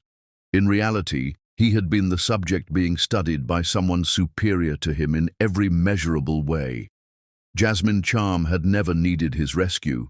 She had simply wanted to know if he was capable of loving an equal, of defending someone he loved when that defense required courage over comfort. His comprehensive failure to pass that test, culminating in his active participation in attacking her character, was about to cost him everything his family had built through systematic oppression of families like hers. The psychological experiment was complete, but the education in justice was just beginning. Chapter 9. The Hunt for Redemption, 3 Impossible Conditions. The Ruby Charm Foundation's annual Justice Gala occupied the entire 15th floor of Manhattan's Museum of Social History, where America's most powerful civil rights leaders gathered annually to honor those who had died fighting systematic oppression and to confront those who had perpetuated it. Bruce Ford adjusted his black tie with hands that trembled almost imperceptibly as he approached the museum's entrance, knowing he was walking into a confrontation that would either offer the possibility of redemption or confirm his complete moral bankruptcy. 3 weeks had passed since Jasmine had called off their engagement and announced his family's prosecution. 3 weeks of financial hemorrhaging and social exile that had reduced the Ford family empire to a case study in how inherited privilege could be systematically dismantled by someone with superior intelligence and infinite patience. The gala's guest list read like a directory of American moral authority: federal judges who had shaped civil rights jurisprudence, university presidents who had integrated elite institutions, corporate leaders who had transformed discriminatory industries through strategic pressure. Bruce recognized several faces from television interviews and congressional hearings, people whose approval carried more social weight than all of Manhattan's exclusive clubs combined. Mr. Ford. A security guard approached with professional courtesy that barely concealed suspicion. Dr. Charm asked me to escort you to the reception area when you arrived. The museum's architectural grandeur had been designed to inspire contemplation of historical progress. But tonight it felt more like a courtroom where Bruce would be forced to confront crimes he had inherited and choices he had made. Display cases along the corridors showcased artifacts from civil rights campaigns, legal documents from landmark discrimination cases, photographs of peaceful protesters being brutalized by authorities, personal belongings of activists who had died pursuing justice that privileged families like his had systematically opposed. The reception area hummed with conversations conducted in carefully modulated tones that suggested substance rather than social performance. These weren't people networking for business advantage or social positioning. They were professionals whose careers had been built on transforming systemic inequality through strategic intelligence and coordinated action. Bruce Ford. The voice belonged to Congresswoman Maya Washington, whose civil rights legislation had reshaped federal housing policy over the past decade. I've been looking forward to meeting you. Your public statements at the rehearsal dinner have provided excellent case studies for understanding how privilege responds to moral challenge. The greeting carried no hostility, just clinical interest in examining a phenomenon she had spent years studying from an academic perspective. Bruce was apparently being treated not as a person, but as a representative example of how inherited advantage functioned when confronted with consequences. Congresswoman Washington, Bruce replied, attempting to project respect while recognizing that his reputation had preceded him into every conversation he would have tonight. I'm honored to meet you, though I understand the circumstances are complicated. Complicated is one word for it, she replied, consulting notes on her phone with efficiency of someone accustomed to documenting everything for potential legal use. Your coordinated attack on Jasmine Charm's character has become required viewing in my civil rights law seminars. It's remarkable how thoroughly privileged people reveal their true nature when they believe their actions will be validated by their peer group. The casual reference to his participation in humiliating Jasmine suggested that Bruce's moral failure had become educational material for future generations of civil rights lawyers and social justice advocates. His cruelty had been preserved as a teaching tool for understanding how systematic oppression operated in supposedly enlightened social circles. I deeply regret what happened that night, Bruce said, though the words felt inadequate given the magnitude of what he was attempting to address. Do you? Congresswoman Washington's question carried genuine curiosity rather than accusation. Because regret implies understanding of wrongdoing, and understanding implies recognition of harm caused. Most people in your position express regret about consequences rather than actions. Before Bruce could respond, the reception area's conversations gradually ceased as attention focused on someone entering from the museum's main elevator bank. Jasmine Charm moved through the crowd with natural authority that comes from genuine respect rather than inherited position, greeting civil rights leaders and federal officials with familiarity that suggested ongoing professional relationships. She wore a black evening gown that projected power rather than fashion, her mother's pearl earrings the only jewelry that suggested personal rather than professional significance. Every gesture conveyed confidence earned through achievement rather than comfort inherited through privilege, and Bruce finally understood the complete scope of what he had lost through his moral cowardice. "Ladies and gentlemen," the museum director announced, "Dr. Jasmine Charm will be presenting this year's Ruby Charm Memorial Address, honoring 15 years of continued progress in civil rights advocacy and social justice reform." The audience's applause carried sustained enthusiasm, usually reserved for people who had earned legendary status through consistent achievement over extended periods. Jasmine wasn't just wealthy, she was respected by people whose approval couldn't be purchased through charitable donations or social connections. "Thank you," she said, her voice carrying easily throughout the reception area without requiring amplification. 15 years ago, my mother died the night before she was scheduled to present evidence of systematic housing discrimination to a federal grand jury.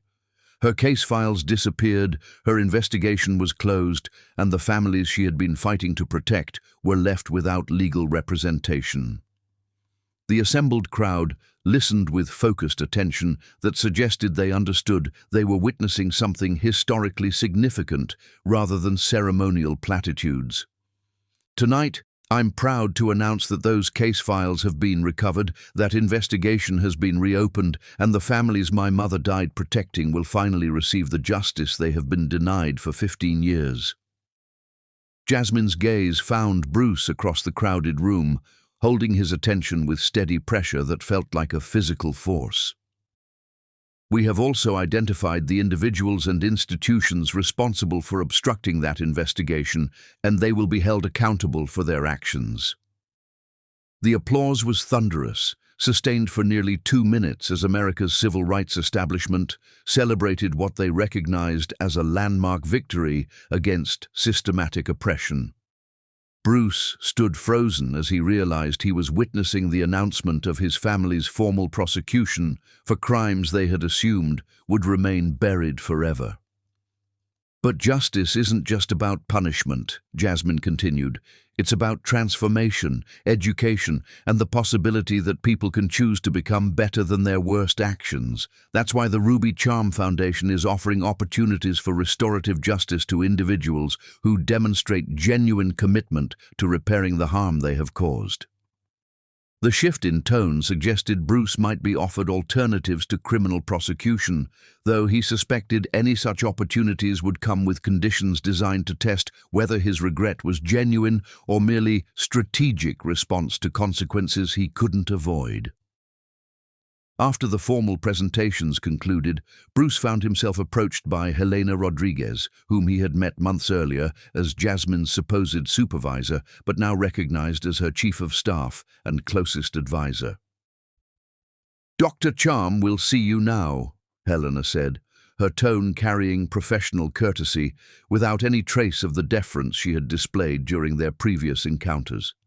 "She's waiting in the museum's civil rights archive." The archive occupied a climate-controlled section of the museum's research facilities where original documents from landmark discrimination cases were preserved for academic study and public education. Ruby Charm's case files occupied several display cases, their contents illuminated under museum-quality lighting that revealed the methodical precision with which she had documented Ford Industries' discriminatory practices. Jasmine stood before a display containing her mother's final legal briefs, studying documents that had been hidden for 15 years while their author's reputation was systematically destroyed by people who had profited from the crimes she had attempted to expose. She was 43 years old, Jasmine said without turning around. Brilliant legal mind, devoted mother, passionate advocate for people who had no other representation. She died believing that justice was possible if enough people cared enough to fight for it.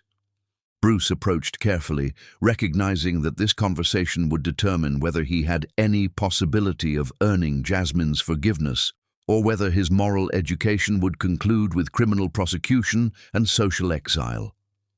"I know nothing I say can undo what my family did to your mother," he began, though he suspected that acknowledgement of wrongdoing would be insufficient given the magnitude of harm caused. "But I want you to know that I understand now how completely I failed you when you needed me most. I had the chance to defend the woman I loved, and instead I joined the attack against you. Do you understand why you failed?"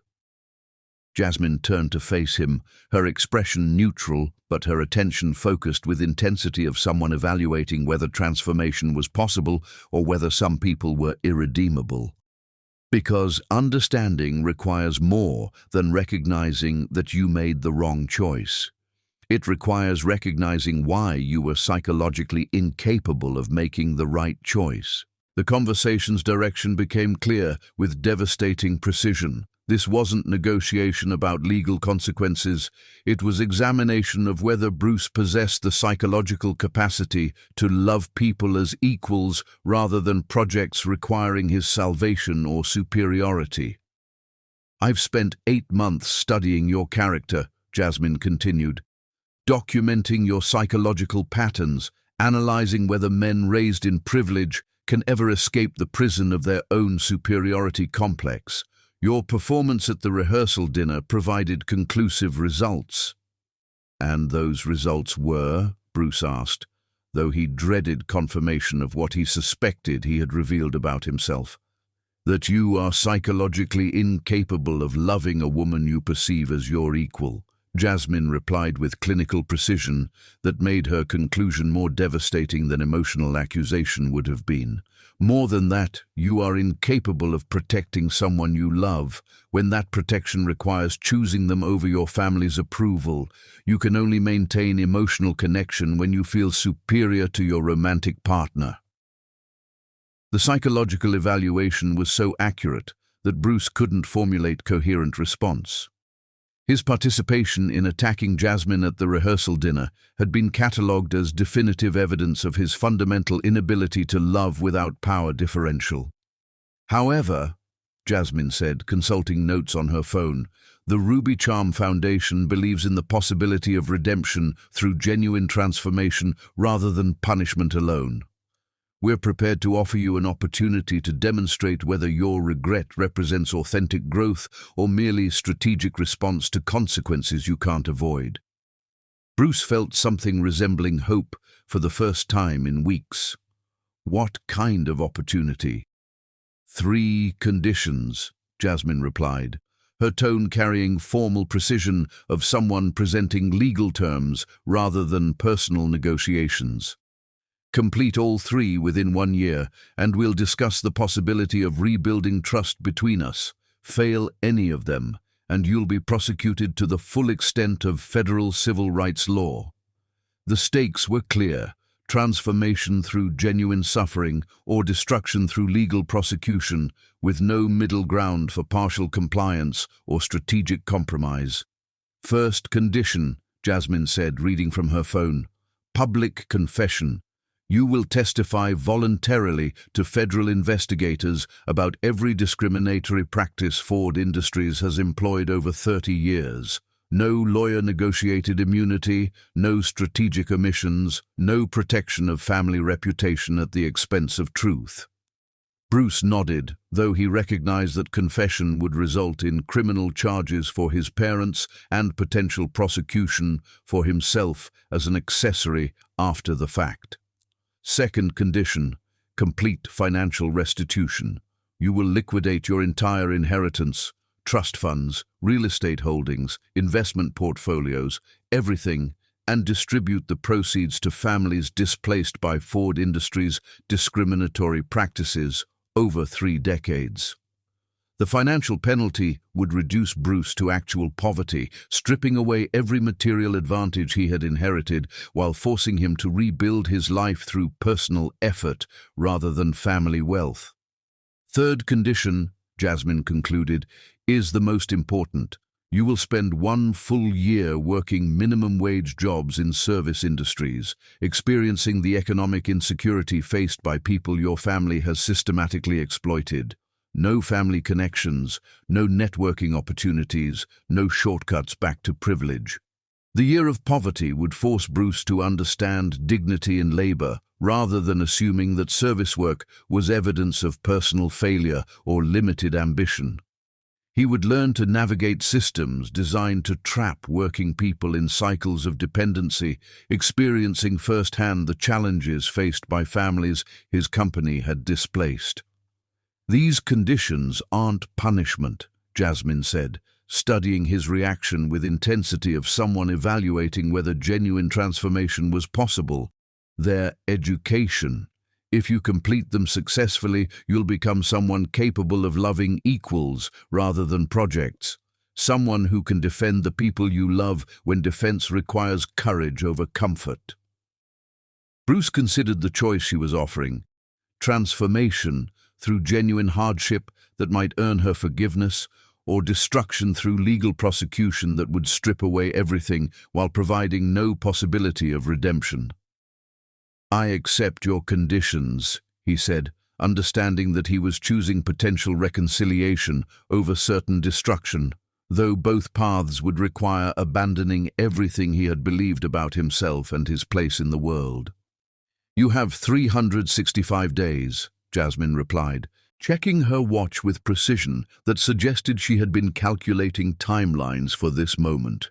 "Beginning tomorrow morning. After that, we'll discover whether you've learned to love people as humans rather than as opportunities to feel superior." As Bruce left the museum that night, Manhattan's skyline glittered with the same deceptive beauty it had displayed throughout his life.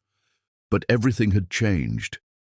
He was no longer the heir to a fortune built on other people's displacement. He was someone who had chosen the possibility of earning Jasmine's love over the certainty of losing everything without hope of redemption. The next 365 days would determine whether that choice would lead to reconciliation or merely confirm that some people were incapable of escaping the prisons they had inherited. The hunt for Jasmine's forgiveness was about to begin. Chapter 10. The Reunion. Day 365. The Riverside Memorial Garden in Queens held no marble monuments or gilded inscriptions, just simple headstones marking lives that had mattered to people who couldn't afford to purchase immortality through architectural grandeur. Bruce Ford knelt beside Ruby Charm's grave holding flowers he'd bought with money-earned washing dishes at a diner in the Bronx, his hands bearing calluses that 12 months of minimum wage labor had etched into permanent reminders of dignity discovered through honest work. The man who had participated in publicly humiliating Ruby's memory at Manhattan's most exclusive venue now understood the cost of the transformation he'd completed. Everything he'd inherited, everything he'd assumed about himself, everything that had made him feel superior to the woman whose daughter had offered him a chance at redemption he hadn't deserved. "I kept them," he said quietly, placing the flowers against the headstone's modest granite surface. "Every condition, every requirement, every test. I don't know if it's enough to earn Jasmine's forgiveness, but I know I'm not the same person who betrayed her trust 365 days ago." The federal confession had resulted in criminal charges for his parents and the complete dissolution of Ford Industries.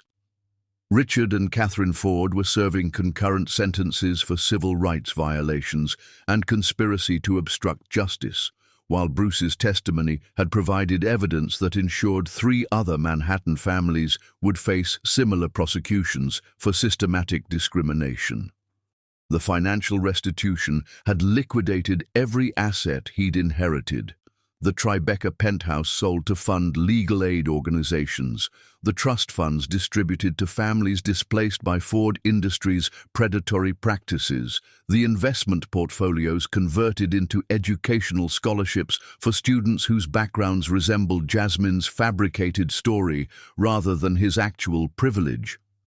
But the year of minimum wage work had been the most educational component of his transformation. Washing dishes, cleaning offices, stocking shelves, serving customers who treated him with the same casual dismissal he'd once directed toward people in service positions. Learning to budget carefully, to navigate bureaucratic systems designed to trap working people in cycles of dependency, to find dignity in labor that privileged people dismissed as evidence of personal failure. "Mr. Ford?" The voice belonged to Maya Washington, whose civil rights legislation had been strengthened by evidence from Ruby Charm's recovered case files. "Jasmine asked me to meet you here." Bruce stood, recognizing that this final conversation would determine whether his year of transformation had been sufficient to earn the possibility of Jasmine's forgiveness, or whether some betrayals were too fundamental to overcome. "Congresswoman Washington," he said, noting how different their dynamic felt now that he possessed nothing except what he'd earned through personal effort rather than inherited advantage. "Thank you for coming." "She wanted a witness," Maya explained, consulting her phone with efficiency of someone whose time was allocated to maximum social impact. "Someone who could evaluate whether your transformation was genuine or whether you'd simply learned to perform contrition without actually changing your character. The evaluation would be conducted by someone whose expertise in recognizing authentic transformation versus strategic performance had been developed through decades of civil rights advocacy. Bruce understood that his year of self-imposed poverty would be meaningless if it hadn't produced fundamental changes in how he related to other people. "Tell me what you learned," Maya said, though her tone suggested this was examination rather than conversation. "I learned that I'd never truly loved anyone," Bruce replied, because 12 months of genuine hardship had stripped away the comfortable illusions that privilege had allowed him to maintain. "I'd loved the feeling of being needed, of being superior, of having something to offer that made me feel valuable. But I'd never loved someone enough to defend them when defense required courage over comfort." The admission carried precision that suggested extensive self-examination rather than surface-level recognition of wrongdoing. Maya nodded approvingly, recognizing authentic insight into psychological patterns that most privileged people spent lifetimes avoiding. "And now?" she asked. "Now I understand that love requires seeing other people as completely human rather than opportunities to feel better about yourself," Bruce continued. "But more than that, I understand that love requires courage. The courage to protect the people you love, even when it costs you something important. Jasmine never needed my elevation, but she needed my loyalty, and I failed her when it mattered most." Before Maya could respond, they both turned toward the sound of footsteps approaching along the Memorial Gardens gravel pathway. Jasmine Charm walked toward them wearing simple clothes that projected authority through presence rather than expense. Her bearing suggesting someone who had achieved everything she'd wanted, except the one thing that couldn't be purchased through strategic intelligence or accumulated wealth. "Congresswoman Washington," Jasmine said, embracing Maya with warmth that suggested genuine friendship rather than professional alliance. "Thank you for witnessing this."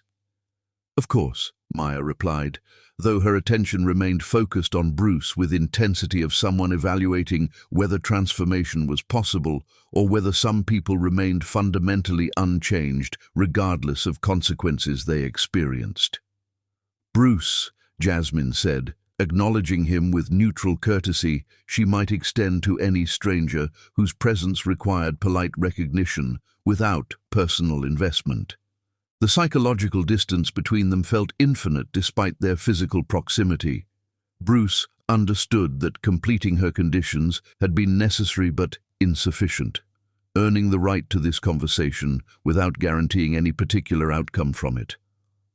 "I wanted to say thank you," he began, recognizing that gratitude was the only appropriate response to someone who had offered him opportunities for transformation he hadn't deserved. "You could have destroyed me completely, but instead you gave me the chance to become someone worthy of your respect, even if I can never earn your love again." "You're wrong about one thing," Jasmine replied with precision that suggested careful consideration of language and meaning. "I never stopped loving you." The revelation struck Bruce like a physical force, though he recognized that her love had been conditional on his transformation rather than acceptance of his limitations. She had loved his potential rather than his reality, demanding that he become worthy of that love through genuine growth rather than strategic performance. "But I needed to know if you could become someone capable of protecting the people you love," she continued, "not protecting them from weakness or poverty, but protecting them from the people who would destroy them for being different, for challenging assumptions, for demanding justice." Bruce understood that she was describing the fundamental test he had failed so completely at their rehearsal dinner, his inability to defend someone he loved when that defense required choosing her over his family's approval. "I love who you've become," he said, meaning every word while recognizing that his love was now based on admiration for her strength, rather than gratitude for her apparent dependence. "But more than that, I love who you've always been. Your brilliance, your courage, your commitment to justice. I love that you saw potential in me that I couldn't see in myself, and that you demanded I become worthy of it." "The Ruby Charm Foundation has established a new program," Jasmine said, "providing resources for people who want to transform inherited privilege into social justice advocacy. The program requires participants to spend significant time understanding systems they've benefited from, then working to reform those systems for everyone's benefit." The offer represented opportunity for Bruce to channel his experience into meaningful work, rather than simply returning to privilege with enhanced psychological awareness. He could become someone who helped other privileged people navigate transformation rather than someone who had simply survived his own education. "I'd be honored to participate," Bruce said, understanding that this work would provide purpose that purely personal redemption couldn't offer. "I want to help other people avoid the mistakes I made, and I want to support the kind of systemic change that would have prevented my family from causing the harm we caused." "Then we'll be working together," Jasmine said, extending her hand with formal gesture that suggested professional partnership rather than romantic reunion. "As equals." Bruce took her hand, feeling the possibility of relationship built on mutual respect rather than power differential. But as their hands touched, Jasmine's professional composure softened slightly. "There's one more thing," she said, her voice carrying personal warmth rather than institutional authority. "Watching you complete those conditions, seeing you choose growth over comfort, observing you become someone who could defend the people you love, it's been the most beautiful thing I've ever witnessed. You've become the man I always hoped you could be." The acknowledgement carried weight that purely professional recognition couldn't provide. Bruce had not only transformed himself, but had given Jasmine evidence that people could change fundamentally when offered appropriate motivation and genuine consequences. "Does that mean," Bruce began, hardly daring to hope. "It means," Jasmine said, stepping closer, "that I'm ready to find out what we can build together when two people love each other as equals, when both people have the courage to defend what matters most." She reached up to touch his face, her fingers tracing the lines that a year of honest labor had etched around his eyes. "I fell in love with your potential, Bruce, but now I'm in love with who you've actually become." The kiss that followed was different from any they had shared during their deception-laden courtship. This was the kiss between two people who had seen each other's worst moments and chosen love over comfort, growth over stagnation, justice over privilege. When they separated, Bruce saw his reflection in her eyes and recognized someone he had never been before, a man worthy of loving the most extraordinary woman he had ever known. "So what happens now?" he asked. "Now we get to work," Jasmine replied, taking his hand as they began walking from her mother's grave toward the city that sparkled in the distance. "We have a foundation to run, privileged people to educate, and a world to change. Together."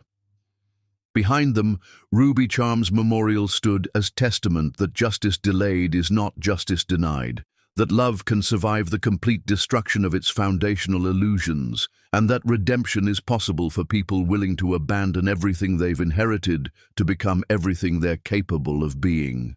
The year of separation was over. The lifetime of partnership was about to begin.